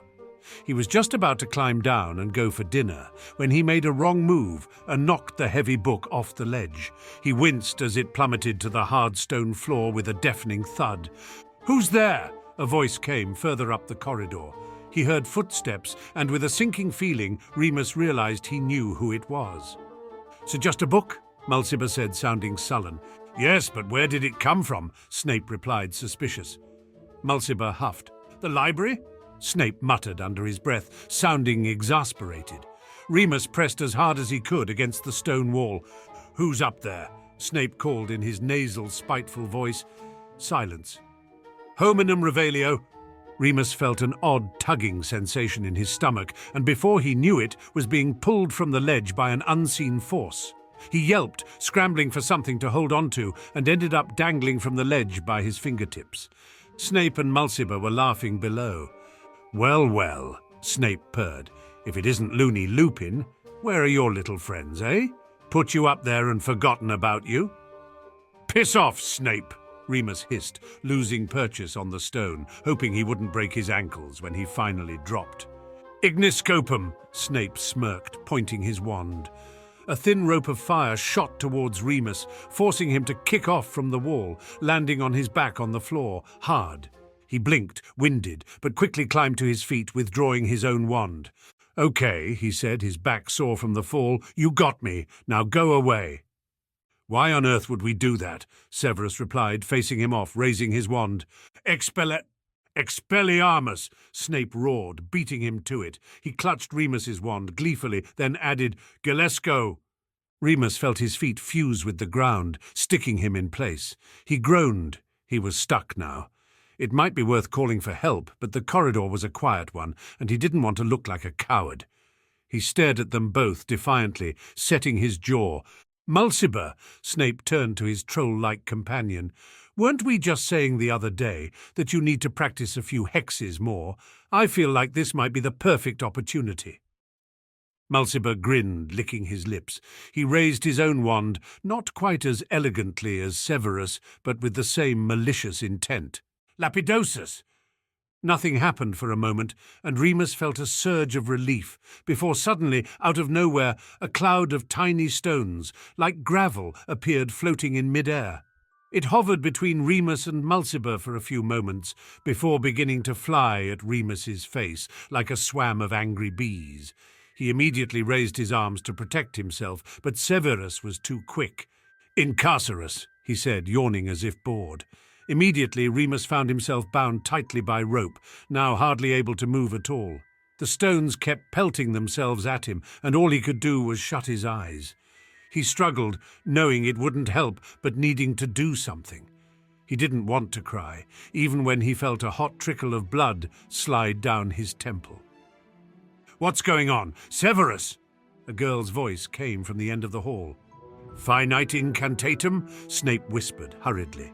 The stones stopped at once, the rope vanished, and Remus's legs came unstuck, all at one. He wobbled and staggered backwards, leaning against the wall. He looked up in time to see Lily, his saviour, hurrying towards them. She stopped when she saw Remus, who was quickly trying to wipe the blood from his face. She looked at Snape and frowned. "What are you doing, Sev?" "Nothing." He looked at the ground, scuffing the toe of his shoe on the flagstones. "Just chatting to Lupin, weren't we, Mulciber?" Mulciber shrugged unconvincingly. Lily looked at Remus, who looked away, embarrassed. Bad enough to be caught by Severus, he didn't need her feeling sorry for him too. He snatched his wand from Severus quickly, turned and started walking away as fast as he could. "Wait, Remus!" Lily ran after him. He didn't stop for her, but she was quick on her feet and caught him up. She was clutching his battle magic book in one arm and grabbed hold of him with the other. "Please!" She huffed. He stopped, sighing heavily. He wanted his book back. "What?" He scowled. "What were they doing to you? Sev won't tell me, and I know it was bad." "It's fine," Remus shrugged, taking his book. "You're bleeding." "Leave off, Evans." Remus pushed her away, trying to leave again. She kept hurrying alongside him. "I told him to stop picking on you. I don't know why he does it. I mean, you don't even go around with Potter and Black anymore. I told him that—" "Why would that matter? They're the ones he really wants to annoy. If he knows that you've got sick of them too, then—" "Wait!" Remus stopped still. Lily nearly collided into him. "Are you saying that you'd be okay with it if Mulciber and Snape was cursing James and Sirius instead of me?"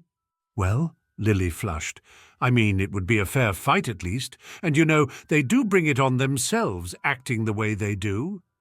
Remus felt even more uncomfortable now. She thought that James and Sirius had attacked Severus both times. She had no idea it was him at all. This confirmed one of his worst fears.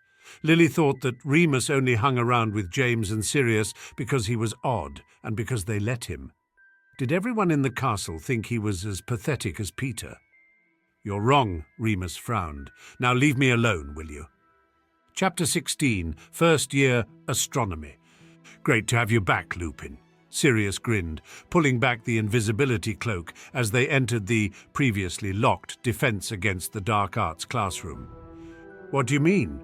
Remus replied, watching James climb the ladder in the corner of the room to reach the highest shelf, where stood a cage of sleeping pixies. "I haven't been anywhere." "Come on, mate," Peter said, holding the ladder for James. "It hasn't escaped our notice that you've been avoiding us like the plague." "I haven't." Remus twisted his mouth. "Just been busy, studying and stuff." "Well, I hope you're over that phase now," James laughed, slowly climbing down, clutching the huge cage in both hands. "I'd really appreciate it if you stopped working so hard. It makes me have to work hard, you see, and I'm not used to the competition." "Oh, do one, Potter," Sirius snarled, rummaging through drawers and inside desks. Remus had decided that this prank wouldn't be too bad. It didn't require him to use any magic anyway. If he was completely honest with himself, he had really missed all of their mischief. Being a swot was all well and good, but it wasn't half boring. No wonder Evans was always frowning. "How are we going to get them into the dining hall?" he asked, bending down to gaze at the tiny blue creatures, still sleeping, curled up at the bottom of the cage. There must have been about 50 of them, which Remus felt was rather cruel. Much better to liberate them. "Under the cloak," James replied, spreading it wide now so that they could all get under. "Come on, Sirius." He rolled his eyes at the long-haired boy who was now on his hands and knees under the teacher's desk. "What are you even looking for?" Peter asked, muffled under the cloak. "One of the Ravenclaws told me there was a trapdoor under here." Sirius sighed, getting up and dusting off his knees. "Liar."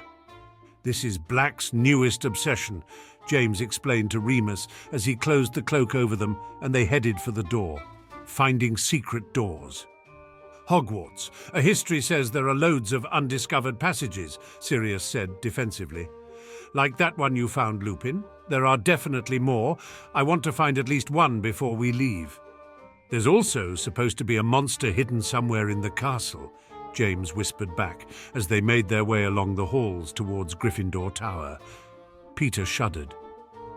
"A risk I'm willing to accept," Sirius replied, and Remus could hear the grin in his voice. "My legacy is much more important." "Typical," James laughed. The next evening at dinner, James was grinning like a maniac, trying to look like he wasn't hiding 50 sleeping pixies underneath the table and failing miserably. Peter, who was good at astronomy, was busy checking over the other Marauders' homework, which was to label every star on their chart. "Honestly," Peter groaned, scribbling something out on Sirius's, "you'd think you'd get your own bloody star, right?" Sirius laughed. "What can I say? I'm hopeless." "You have your own star?" Remus frowned, once again finding himself on the back foot. He never paid any attention in astronomy. He knew the phases of the moon, and that was plenty. "Sirius," Peter replied. "Come on, Lupin, we've done this. It's the brightest star in the sky, the dog star." He sighed, looking at Remus's work now. "Yep, you've missed it too," he groaned. Remus shrugged. "I just thought it was his name." "The noble and most ancient house of Black has always been a bit arsey with its naming conventions," Sirius mused. "Half of us have astronomical names. There's Bellatrix, of course. My dad's Orion, my brother's Regulus. Mum isn't a star. I think she's an asteroid, pretty apt, if you've ever seen her in a bad mood. Then there's good old Uncle Alphard, Uncle Cygnus. Andromeda's named after a whole galaxy." "Wizards are so weird," Remus sighed. "Remus," James sniggered, "you do know that Lupus is a constellation too, don't you? The wolf." The what? Remus felt his heart skip a beat, and he nearly choked on his dinner. Sirius slapped him hard on the back, deftly changing the subject. If you're nearly finished telling us all how stupid we are, Pete, can we get on with releasing the you-know-whats? My lovely cousins have just started eating. I'd call that perfect timing. It really was perfect. James gave the cage a sharp kick to wake up the pixies before sweeping away the cloak and whispering a quick unlocking charm on the cage. There was an explosion of noise and colour and chaos. Remus hadn't really known what to expect from the pixies. They'd seemed perfectly harmless all night and day while they'd been locked up, sleeping under James's bed. But now he could see exactly why Sirius and James had been so excited. As they burst out from under the table, the tiny creatures scattered in all directions, chattering in high-pitched gibberish and zooming back and forth across the great hall. They leapt into plates of mashed potato. Squealing with delight, they grabbed plates and cutlery out of students' hands and flung them across the room. They pulled ponytails and tore at parchment. "Quick!" James ducked under the table where they all crouched under the invisibility cloak, watching the anarchy unravel around them. "Brilliant," Sirius kept saying. "Brilliant, brilliant, brilliant." "Come on," Remus said, nudging the other boys forward. Their plan had been to observe for a while, then sneak out of the hall as quickly as possible without getting caught. All four of them awkwardly navigated their way out from under the table, which was made especially difficult by several other students attempting to dive for cover. Fortunately, pixies couldn't see through invisibility cloaks, and they were left alone. In the uproar, no one else noticed them either. Girls were screaming, boys shouting, everyone was trying to cover their heads to protect themselves from dive-bombing pixies, or else struggling to grab back their stolen items. "Oh yes," Sirius suddenly gasped, bursting into fitful laughter. Remus turned and saw Bellatrix screaming at the top of her lungs, her wild hair being yanked from side to side by the tiny blue pests. Another, flutting above her, had caught her wand and was waving it at her, zapping blue lightning. "Get off me, you filthy, you disgusting, you— Ah!" she wailed. Narcissa was cowering under the table, clutching her own wand tightly. Things escalated even further as Peeves the poltergeist entered the room, zipping about gleefully and causing just as much havoc. He seemed to be directing the pixies, lifting tablecloths and screeching, "Under here, piskies! Lots of ickle firsties down here!" Stifling laughter, the Marauders fled from the room when they heard McGonagall's shrill voice ringing out, "Petrificus totalis! She's definitely going to know it was us." Peter wheezed as they made their way back to the tower, still under the cloak. "Nah," James replied casually. "I bet she blames it on the Prewets. They always do big stuff like that. Something to aspire to." "Please," Sirius said. "No," replied Remus. "Please?" "No." "Why not? It would just feel weird. I don't want you to. But it'll be fun. I promise you'll enjoy it." "Ha!" The conversation had carried on in much the same way for about 3 corridors now. Remus ended up trying to hurry ahead and heard James chastise Sirius behind him. "Leave Lupin alone, will you?" "I will not. This is too important." Sirius was in a restless mood, which tended to make him extra obnoxious. Usually James was the only one who put up with him. They'd had a long afternoon in the library, completing zodiac charts for their astronomy revision. Exams were still months away, but James insisted on having a head start. Of course, Sirius had to compete, and Peter had to go anywhere James went. Remus didn't want to be left out. They had been musing over their star signs when it had come up that Remus was a Pisces. Sirius had quickly deduced that this meant his birthday was coming up, and so the pleading had begun. "It's obviously not that important to Remus," James hissed at Sirius. "Do something for my birthday if you have to. It's not long after." "You'll get your turn," Sirius dismissed him. "But first, Lupin." "I really don't care, Sirius," Remus sighed as they reached the portrait of the fat lady. "Don't make a fuss." "But it's your birthday," Sirius replied earnestly. "We should make a fuss." Remus didn't see why. No one had ever made a fuss before. There was cake, of course, but sharing a cake with 50 other boys didn't leave much. Plus, all of the little kids insisted on getting a turn to blow out the candles, too, so it took forever. Matron wrapped up a few gifts, but they were usually practical: new clothes, socks, underwear, pens and notebooks. Other than that, there was nothing special about the day at all. He was actually looking forward to being away from St. Edmund's because he thought that Sirius, James and Peter were probably too well bred to know about the birthday bumps. A punch in the arm for each year of age, and one for luck, usually the hardest. "Why does it matter so much?" Remus huffed, climbing through the portrait hole. He couldn't stand it when Sirius was like this, stubborn and persistent. But when he turned around, he was surprised to see that Sirius was rubbing his arm, looking uncharacteristically hurt. "You lot all did stuff for my birthday, and, well, it was really nice. I never much looked forward to it before, but, well, it was great, wasn't it?" Remus suddenly felt guilty. He realized that Sirius didn't just want to be the center of attention again. He was trying to make Remus happy, as if that might make him happy too. Remus had never had much opportunity to give somebody what they really wanted. He relented. "Oh, okay, fine, but not a big party or anything, just Marauders, right?" "Right." Sirius grinned. At once his face was transformed, eyes twinkling like stars. Chapter 17. First year 12. Remus' 12th birthday fell on a Friday that year. Usually on Fridays after lessons, James would force them all to go and watch the Gryffindor Quidditch practice, and Remus would read quietly to himself. Sirius, however, had managed to convince James that he could miss just one practice, especially as he wasn't even on the team yet, and that Remus might actually want to do something different on his birthday. He was woken early in the morning by his 3 dorm mates piling onto his bed, all shouting, "Happy birthday, Lupin!" They didn't try to punch him, which meant that the day was already off to a head start as his best birthday ever. At breakfast, James and Sirius marched ahead, pushing other students out of the way as they approached their usual seats, loudly announcing, "Out of the way, please. Birthday boy coming through. Move along, nothing to see here." Remus wanted to hide under the table by the time they'd reached it. His 3 friends made a huge show of serving him his breakfast, rather than letting him get anything for himself. Peter poured his tea. James loaded up his plate while Sirius buttered his toast. "Do you have to?" Remus groaned, horribly embarrassed. "Absolutely," James said. "Definitely," Peter nodded. "Unquestionably," finished Sirius. Remus shook his head, blushing hard and looking down at his food. When he had finished, which took a while because he had been served double portions of almost everything, they all stood up, still grinning widely at him. "What?" he asked, twitching nervously. If they were going to do the birthday bumps, then he hoped it would be over with quickly. Perhaps there was a wizard version. He'd missed Sirius's birthday after all. He didn't know what to expect.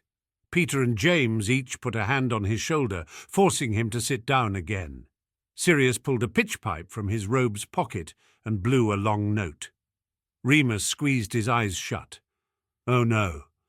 "Happy birthday to you," the 3 boys bellowed at the tops of their voices. "Happy birthday to you! Happy birthday, dear Remus!" Now the rest of the hall joined in, and Remus covered his head with his hands. "Happy birthday to you!" "Hip, hip," James yelled, standing on his chair. "Hooray!" the Gryffindors chorused back.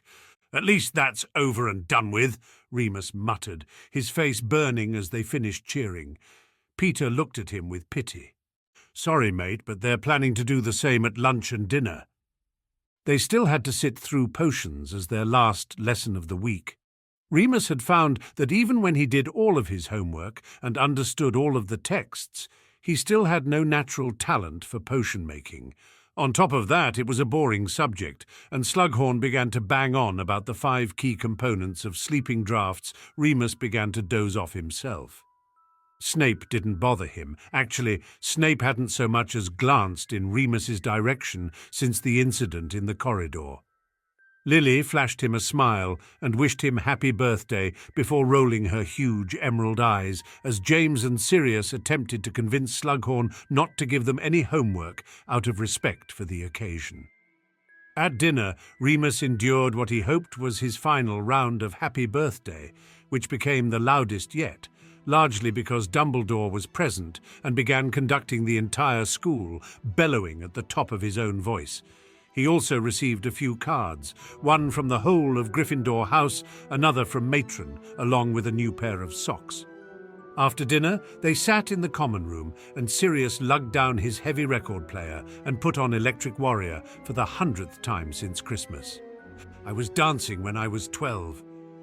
At some point, a cake was produced with red and gold Gryffindor icing and 12 pink candles.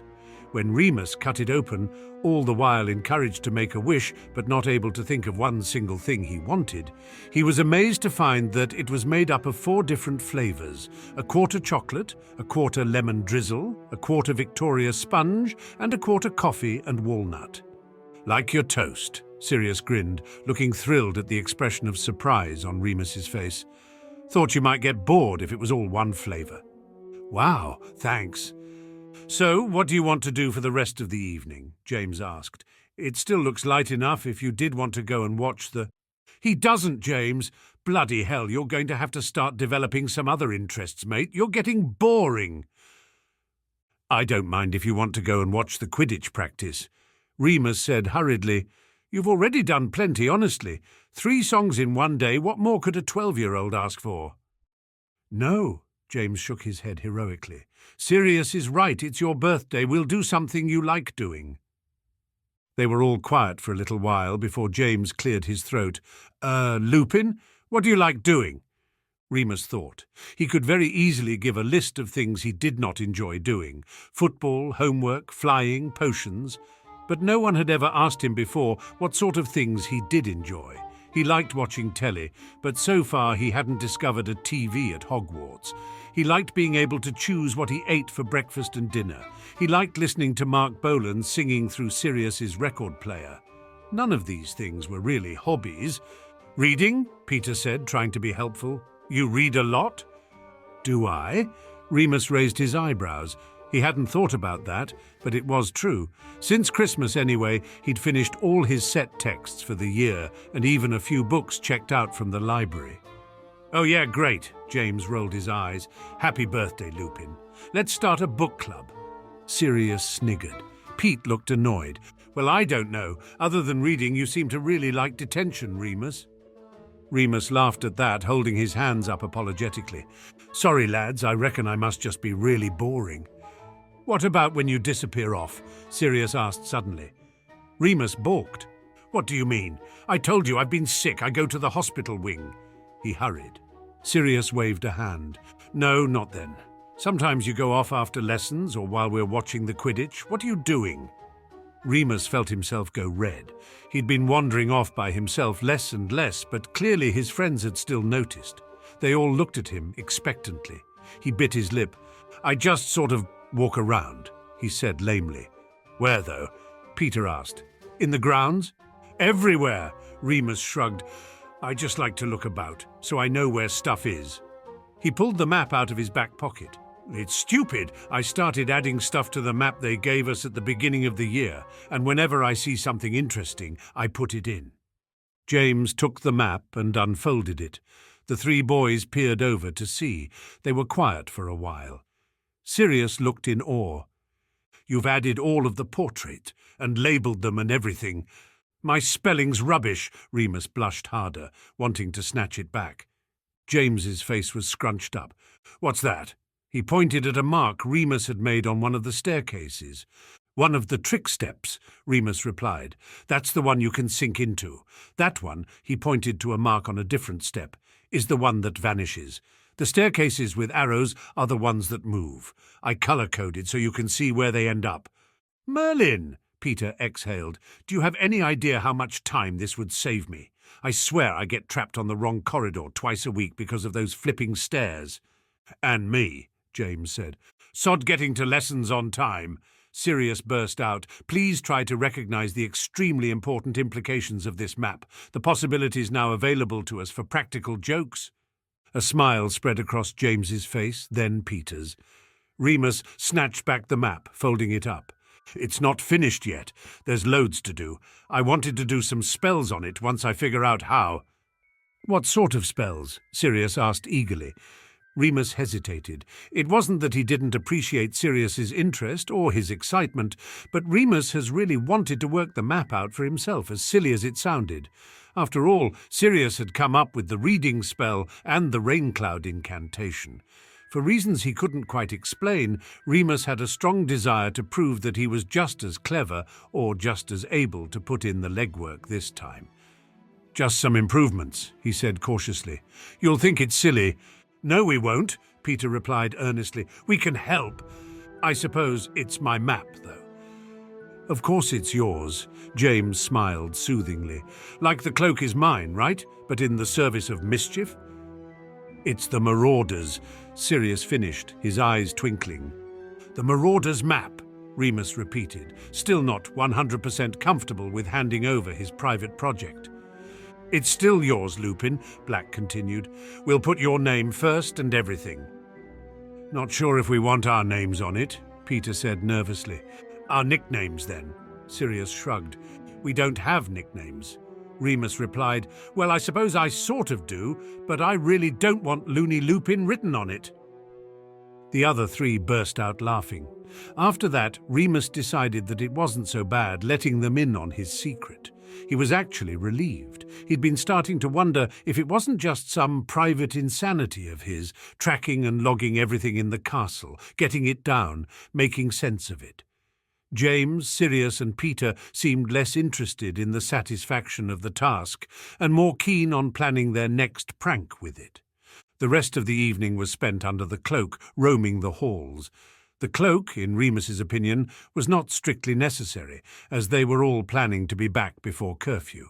But James and Sirius never missed an opportunity to turn even the smallest trip into a full-scale mission, and Peter just enjoyed sneaking about unseen. All became clear, however, when Sirius produced 5 dung bombs, which they entertained themselves with en route, creeping up behind unsuspecting, snogging couples or dropping them into the pockets of older students hurrying to the library.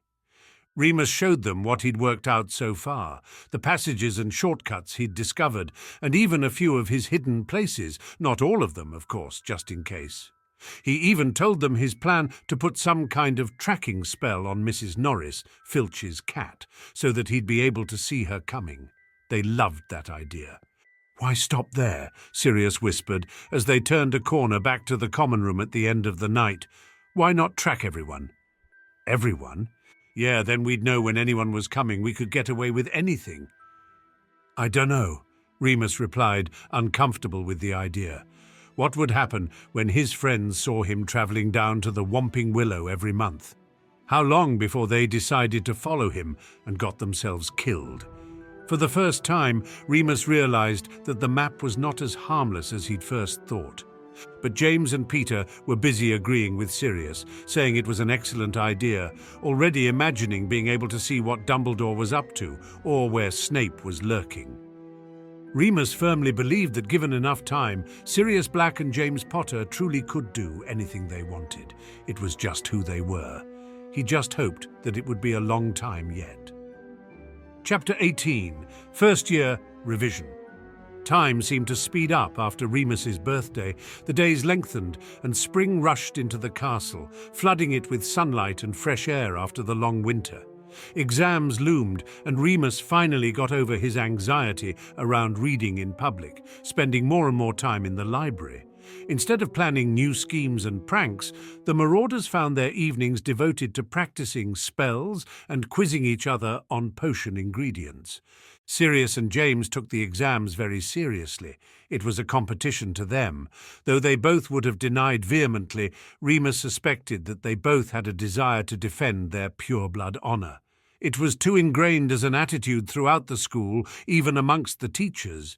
It didn't bother Remus. Even if he wasn't getting top marks in everything, he was still doing better than he ever had before. He was actually glad that he had no family to pressure him. The pressure on Peter was all too evident. He wasn't a bad student by any means. In herbology and astronomy he even flourished, often beating James. But he was nervous, and it tended to affect his wand work, making his incantations sloppy. Peter didn't talk about his family very much, but he received a lot of letters from them, and Remus noticed that James was careful around the subject. "How much do we need to pass the year?" the round-faced boy would ask desperately, at least 4 times a day. "Peter, calm down," James would soothe. "You're going to be fine. You know all the theory backwards now. It's just putting it into practice." "I don't blame him for being a bit twitchy," Sirius whispered to Remus when the other two were out of earshot. "There've been at least 12 squibs in the Pettigrew family, and that's just this century." "Squibs? Non-magical wizards," Sirius explained patiently. "You know how Muggle families sometimes have magical kids? It works the other way too. No one likes to talk about it much. My great-great-uncle actually had this mad theory that Muggles were swapping their children with ours so that they could infiltrate the wizarding world. Completely bonkers, obviously." "Right," Remus replied, hoping he sounded as if he understood everything Sirius had just said. "So that's why Peter's magic is a bit wonky?" "I dunno," Sirius shrugged. "Maybe. I don't know if they can actually prove that squibbishness runs in families, but it's the reason the Pettigrews aren't in the Sacred 28. Remus sighed heavily, fixing Sirius with his most withering look. "You know I don't know what that is." Sirius smirked. "Well, I don't know, Lupin, what with all that reading you do these days. Nice to know there are some things I've got over you." Remus snorted in reply, looking back at his work. Sirius carried on quickly, as if reluctant to lose the other boy's attention. "The Sacred 28 are the purest of the purebloods, the last remaining untainted families." Remus gave Sirius another mean look. The dark-haired boy held his hands up, hurrying to explain. "Their words, not mine. You know I don't believe any of that blood purity rubbish." "Right," Remus raised an eyebrow. "Bet the Blacks are top of the list, though." "Actually," Sirius replied, eyes glittering with humour, "the abbots are first. It's alphabetical." Remus groaned and went back to his potions revision. Exams were not at the top of Remus's list of things to worry about. He was relatively sure he would do okay. He'd even checked the examination rules, which were 5 yards of parchment in length, and confirmed that use of the Scriboclara charm for tidying up handwriting was acceptable, as long as the student was able to perform the spell by themselves. Remus had been using the spell since November and had no concerns. 2 things were worrying Remus far more than passing the year. First, there was the grim knowledge that he would have to return to St. Edmund's in June. Though he had only been away for a few months, the difference between St. Edmund's and Hogwarts seemed as vast as the difference between monochrome and technicolor. While other students cheerfully looked forward to a long, hot summer full of holidays abroad, relaxation and lie-ins, Remus felt as though he was facing exile. They weren't permitted to perform any magic outside of Hogwarts until they were 17, which meant that as well as losing contact with his friends, Remus would no longer be able to read. To him, summer stretched ahead, blank and desolated, punctuated by long, angry nights locked away in his cell. And there was Remus's second problem, ready as always to rear its ugly, hairy snout. As Madame Pomfrey had predicted, since Remus had turned 12, his transformations had become much, much worse. There was no explanation for this in any of the books he read, other than some vague words about adolescence and puberty. Whereas before, he might have come away with a few teeth and claw marks, the kind you'd get from a playful puppy who meant no real harm, he now awoke with deep, furious gashes which bled copiously until Pomfrey arrived to staunch them. The agony of the transformation itself reached almost intolerable levels, and he often felt queasy for hours before the moon rose. To make matters worse, Remus was spending longer stretches in the hospital wing, and it was getting harder and harder to explain away. His friends had started wondering aloud about what on earth could be ailing him, sometimes suggesting he was putting it on to get out of lessons, other times teasing him about being contagious. At least back at St. Edmund's, he didn't have any friends who cared where he went every month. Sirius clearly wasn't looking forward to the summer either. He grew uncharacteristically quiet whenever the upcoming holiday was mentioned, his eyes clouding over, the colour leaving his face. James invited all of them to stay at his for as long as they wanted, but Sirius remained pessimistic. You know they'll never let me, he sighed. Cheer up, mate. James slung an arm around his friend. They sat together on the big couch in the common room, Peter in arm chair, concentrating on turning a banana into a slipper. It wasn't working. Remus was lying on the rug in front of the fireplace on his belly. He had a cut on his back that wasn't knitting together properly, even after Madame Pumphrey's ministrations, and had found that this was the only position which wasn't uncomfortable. Sirius plainly didn't want to cheer up. They won't, though. Bellatrix's bloody wedding is in June. You can bet I'll have to be around for all of it. We got an invite to that, Peter suddenly spoke, looking up from his slipper, which was still bright yellow and looked unpleasantly squishy. Probably see you there. Yeah, great, Sirius huffed, exhaling hard so that his long hair fluffed up over his forehead. If I haven't been turned into a newt, or cursed into a portrait for the summer, they actually did that to Andromeda once. She's never been the same, hates wizard paintings now. After the wedding, James said, tactfully trying to steer the conversation away from the Black family, then we'll work something out. I'll break you out of there if I have to, I swear. Sirius grinned at James, and James grinned back. Their body language mirrored perfectly, and Remus felt a pang of loneliness. He knew that there was much more to Sirius's family problems than just him being the black sheep. There were the scars Sirius had shown him back in September, obviously, but as far as Remus knew, those were perfectly normal. Matron beat him if he acted up, and he'd often got the cane from his Muggle teachers. There was no reason for him to suspect that Sirius's home life was out of the ordinary. James obviously knew a lot more about it. Remus could tell because it was the one thing Potter never teased Sirius about: family. They talked a lot at night, the pair of them. Remus had heard Sirius crying more than once. It made him want to cast his own silencing spell. He hated the sound of tears and rarely cried himself. You too, Lupin, James was saying. Remus lifted his head from his thoughts. He arched his back carefully and tried not to grimace when the pain split his back like a bolt of lightning. You should come and stay over the summer. We've got loads of room, and Mum doesn't mind. Can't. Remus shook his head, looking back down at his book. His back was on fire. Matron won't let me. Legal guardian stuff, Muggle law. There'll be a way around it, James replied confidently. Both of you are coming, right? I'm making it happen. Remus smiled, but knew there was nothing James could do. The full moons were due at the end of each month, as they always were, and there wasn't enough of a window even for a week at the end of the summer. Besides, Matron really wouldn't let him. I think I've done it, Peter gasped suddenly, holding his bright yellow slipper aloft. Well done, Pete, Sirius said dully. Try it on to see if it fits. Remus sat up, his back now very painful indeed. As he straightened, he felt a warm slither of blood run down his spine and soak into the waistband of his trousers. Alarmed, he stood up quickly. Ugh, Peter yelped, withdrawing his bare foot from the slipper, covered in sticky banana slime. James burst out laughing, his glasses falling askew. He was joking, Pete. You've got to stop doing stuff just because we tell you to. You okay, Lupin? Sirius looked up suddenly. Remus was dithering on the rug. He had to get to the hospital wing right away, but he had no idea how to explain himself. Yeah, just think I might go for a walk. Where? It's almost curfew. Sirius's face lit up. What are you planning? No, nothing. I just fancied... We'll come. James stood up too. I'll get the cloak. No, Remus shouted. They all froze, even Peter, who was halfway through picking banana strings from between his toes. Remus stammered, I don't feel well. I just want to go to Madame Pumphrey, that's all. All right, mate. James held up his hands gently. Calm down. Want us to come with you anyway? I'll go, Sirius said quickly. He stood up and took Remus by the elbow, steering him towards the portrait hole before the other two could say anything. Sirius, Remus started once they were out in the empty corridor.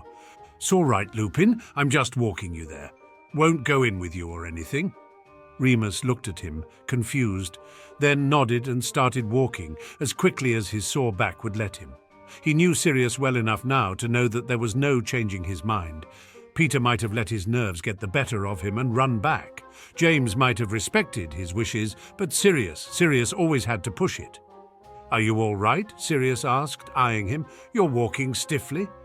"I don't feel well," Remus repeated through gritted teeth. He hoped Sirius would just think he was angry with him and not realize that he was actually biting back a growl of pain. "Okay," Sirius replied smoothly. They continued walking in silence.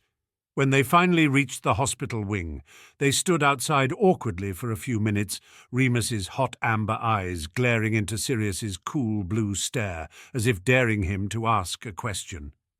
"Hope you feel better," was all Sirius said. "Can we come and visit you tomorrow, if you're not out?"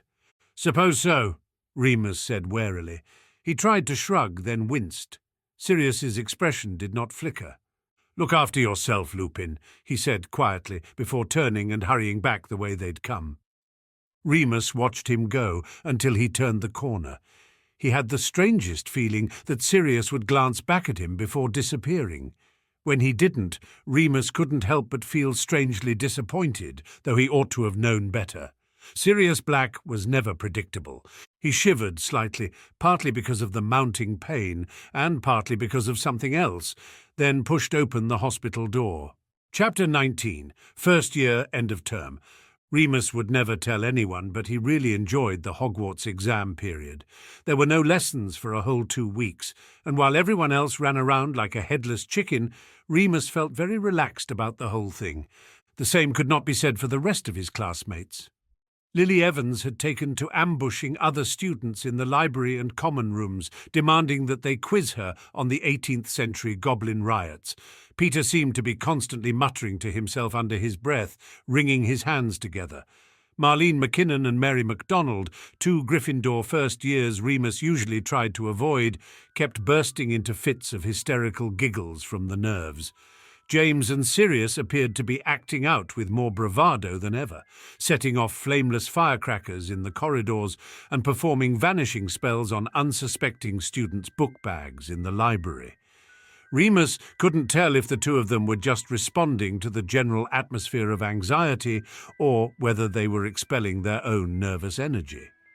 The older students had no sympathy for their younger counterparts. Frank Longbottom gave out more detentions during the last week of term than he had all year, and even threatened to take 50 points from Gryffindor if James and Sirius didn't stop levitating inkwells in the common room. Remus felt that they had got off easy. Bellatrix Black actually cursed half of the Slytherins one evening for talking too loudly while she studied for her newts. They couldn't speak for 3 days. Madame Pumphrey had to grow their tongues back. Their first exam was Charms, which had Remus off to a good start. All they had to do was bewitch a coconut to dance an Irish jig, which he privately thought was very easy. He, James and Sirius managed without a problem, though Peter's coconut at first refused to move at all, then lost control once it finally got going and ended up spinning off the desk, smashing all over the flagstones. Transfiguration went almost as well, though it was a trickier subject.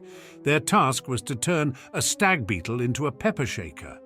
Sirius completed this in minutes, barely concealing his pride as McGonagall commented that it was the best example of small-scale transfiguration she'd ever seen from a first year. Remus's shaker wasn't too bad, though it was still shiny and black, whereas Sirius had somehow managed to make his glass. James attempted porcelain and seemed to have done well until McGonagall tried to shake some pepper out of it, and it spread its wings and flew out of the window, causing Marlene and Mary to shriek. Peter's pepper pot still had legs and antlers, even after an hour. Herbology and history of magic were both written exams. Remus surprised himself by writing the longest history essay in the class. He had to ask Peter, sitting next to him, for extra parchment.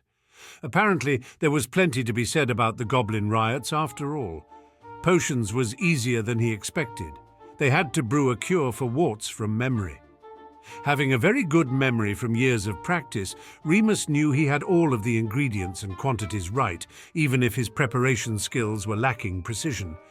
Between exams, Remus enjoyed his last weeks of freedom, either wandering the halls and adding to his map, when he was alone, or eating ice cream outside by the lake when the others were with him. He'd recently found a corridor that smelled vaguely of chocolate, but couldn't work out what that meant. It was nowhere near the kitchens. The days were much warmer now, and as June opened up and the testing came to a close, the Marauders' minds turned to mischief. "It's got to be big," James said decisively.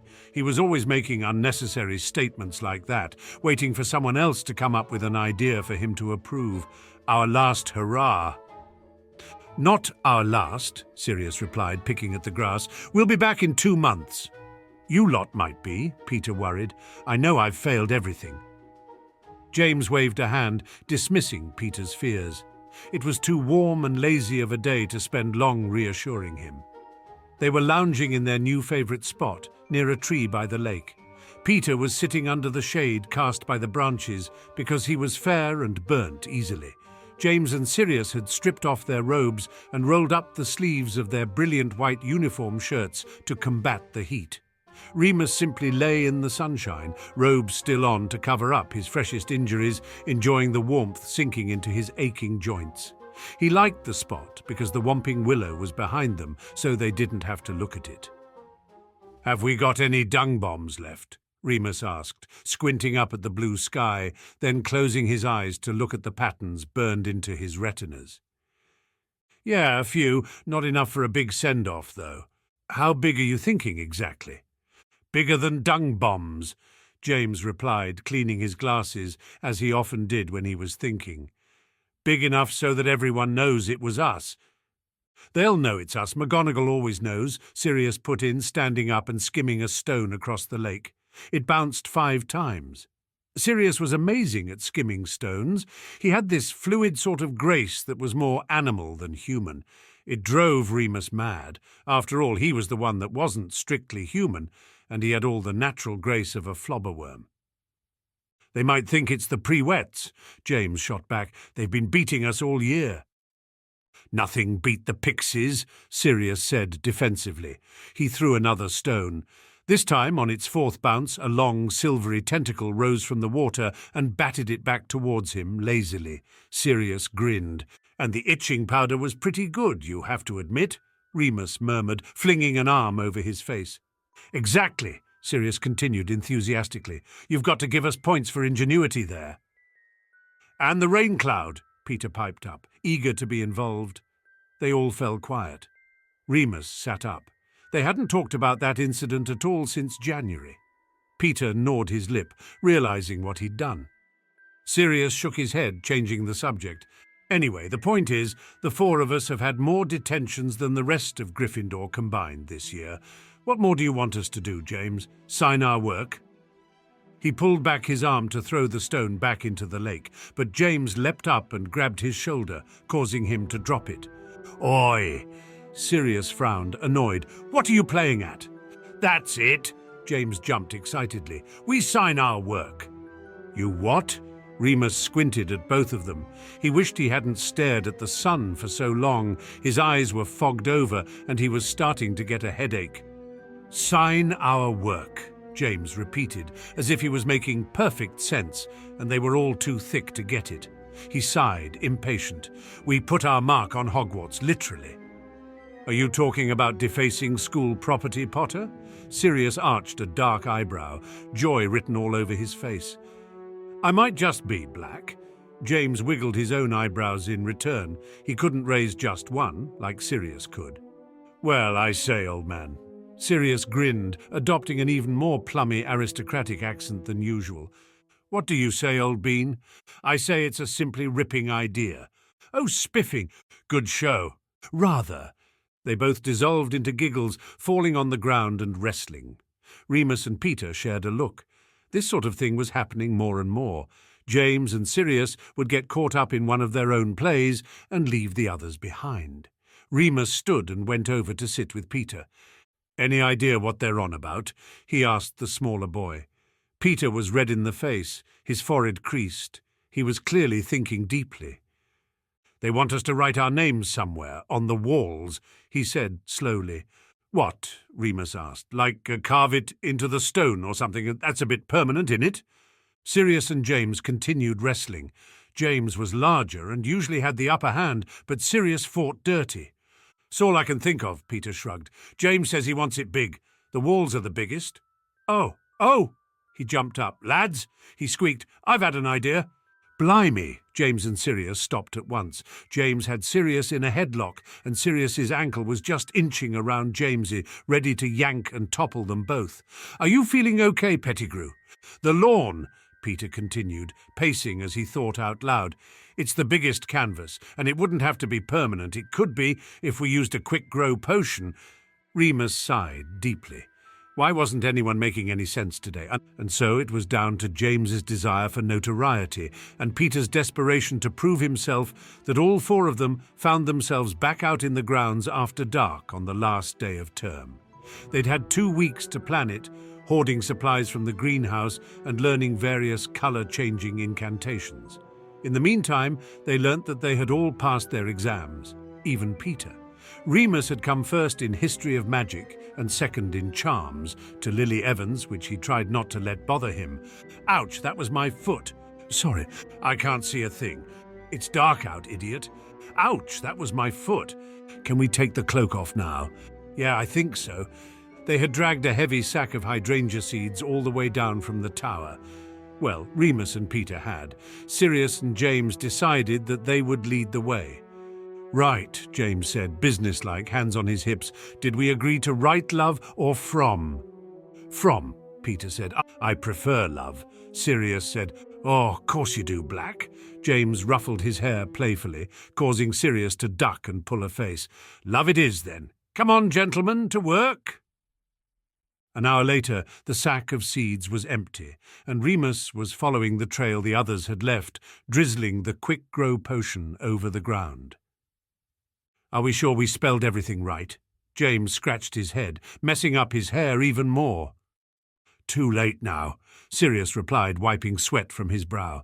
"Look, we'd better go. Sun's coming up." He pointed to the sky, which was beginning to glow pink. "The colour-changing spell, quick." "I did it already," Remus said, finishing the last of the potion, while they were still in the bag. "Good thinking, Lupin." Sirius slapped him on the shoulder. "Knew you were the logical one." "Since when?" Remus thought to himself. "Let's not go in yet," James said. "Look, we can watch the sunrise." "Merlin," Sirius laughed. "You big poof." They did watch, though, in awe as the glowing orange sun slowly climbed over the horizon, flooding the great lake with golden sparks, then paling as it rose higher into the parchment-coloured sky. "Next year'll be even better, lads." James grinned, his glasses reflecting the new sun as he threw an arm each around Peter and Sirius. Remus stood slightly off to the side, content just to stand with them. They headed back to the castle in a strange mood, and almost forgot to put the cloak back on. They returned to Gryffindor Tower, and James and Peter tried to sleep, but Remus couldn't. For one thing, Sirius had finally begun packing. He'd been putting it off for a week now, and began throwing his things carelessly and noisily into his mahogany trunk. It was embossed with a serpent, like so many of Sirius's things. For another thing, Remus didn't want to sleep. His last few hours at Hogwarts were draining away so quickly, and he didn't want to miss any of them. He sat on the windowsill and watched their prank developing in the grass below. The seeds were already taking root and growing very quickly, twisting and writhing below like something in a science fiction film.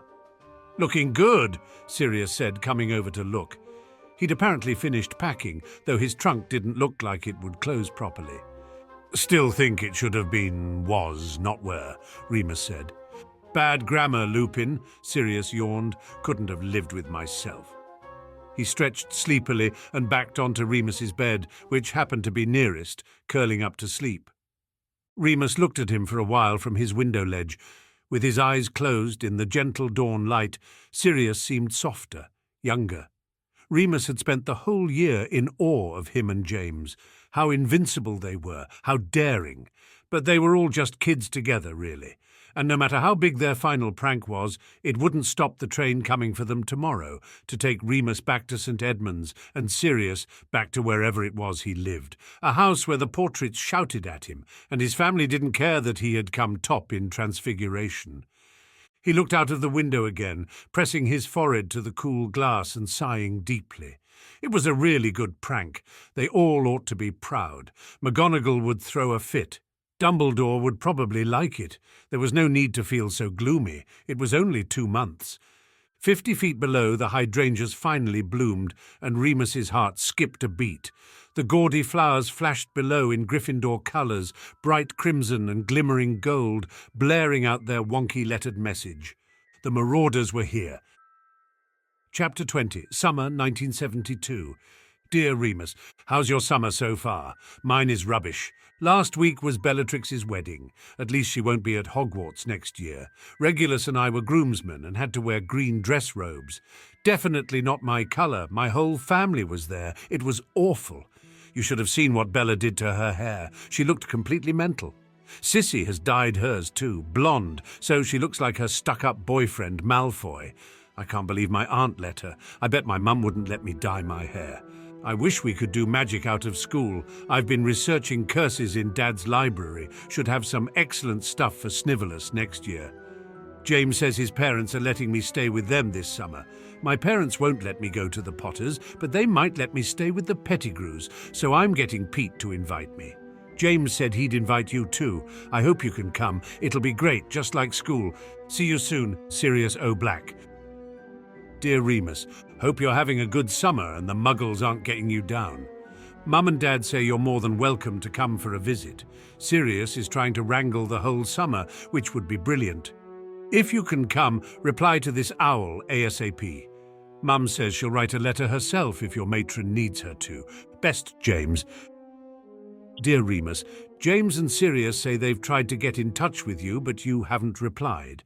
I told them maybe you didn't know how owls worked. You just tie the letter to their foot like we've done, then let it go. They usually end up where they're supposed to. Hope you can come to visit. Peter. Dear Remus, are you all right? We haven't heard anything from you. I hope you haven't tried to use Muggle Post. I'm at the Potters now. It's great. His parents are really nice, nothing like mine. James is being a bit of a pain. He thinks we're both getting on the Quidditch team this year and keeps getting me up at 6 to practice flying. Completely bonkers. It's sort of fun, though, and if Gryffindor needs a beater, then I might try for it. I can't wait to show you my broom. You can have a go on it if you want. You might like flying better if you have decent equipment. James reckons your matron won't let you come. Do you think if we wrote to Dumbledore or McGonagall, then they could get permission? You're a wizard, after all. You shouldn't get stuck with muggles all summer. If you really can't come, are you going to Diagon Alley for your school things? Maybe we could all meet there in August. Hope you're okay. Sirius Black. Dear Remus, it's not the Marauders without you. Please come. We've got loads of room and Mum doesn't mind. I've been training Sirius and Pete for Quidditch next year. I reckon that if we get you over your problem with heights, then you might make a decent beater. You like hitting things, don't you? And you're probably the strongest of the 4 of us, so I reckon it makes sense. Sirius wants to be a beater too. He can show you how to do it. I'll even see if we've got my old broom still lying around in the shed and you can have it.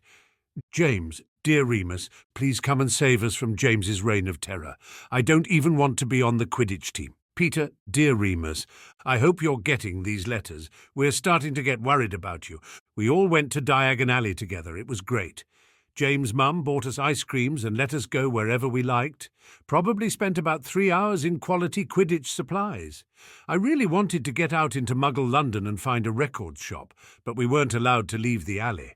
Andromeda sent me this new album. Merlin, you really have to hear it, Lupin. It's better than Electric Warrior. Better than anything. I'm sure the singer is actually a wizard. Have you heard of David Bowie? Are you having a good summer? What's it like being back? Write soon. Sirius Black. Dear Cyrus, please don't send me more letters. Can't read them and matron getting annoyed by the owls. See you on the train. Remus.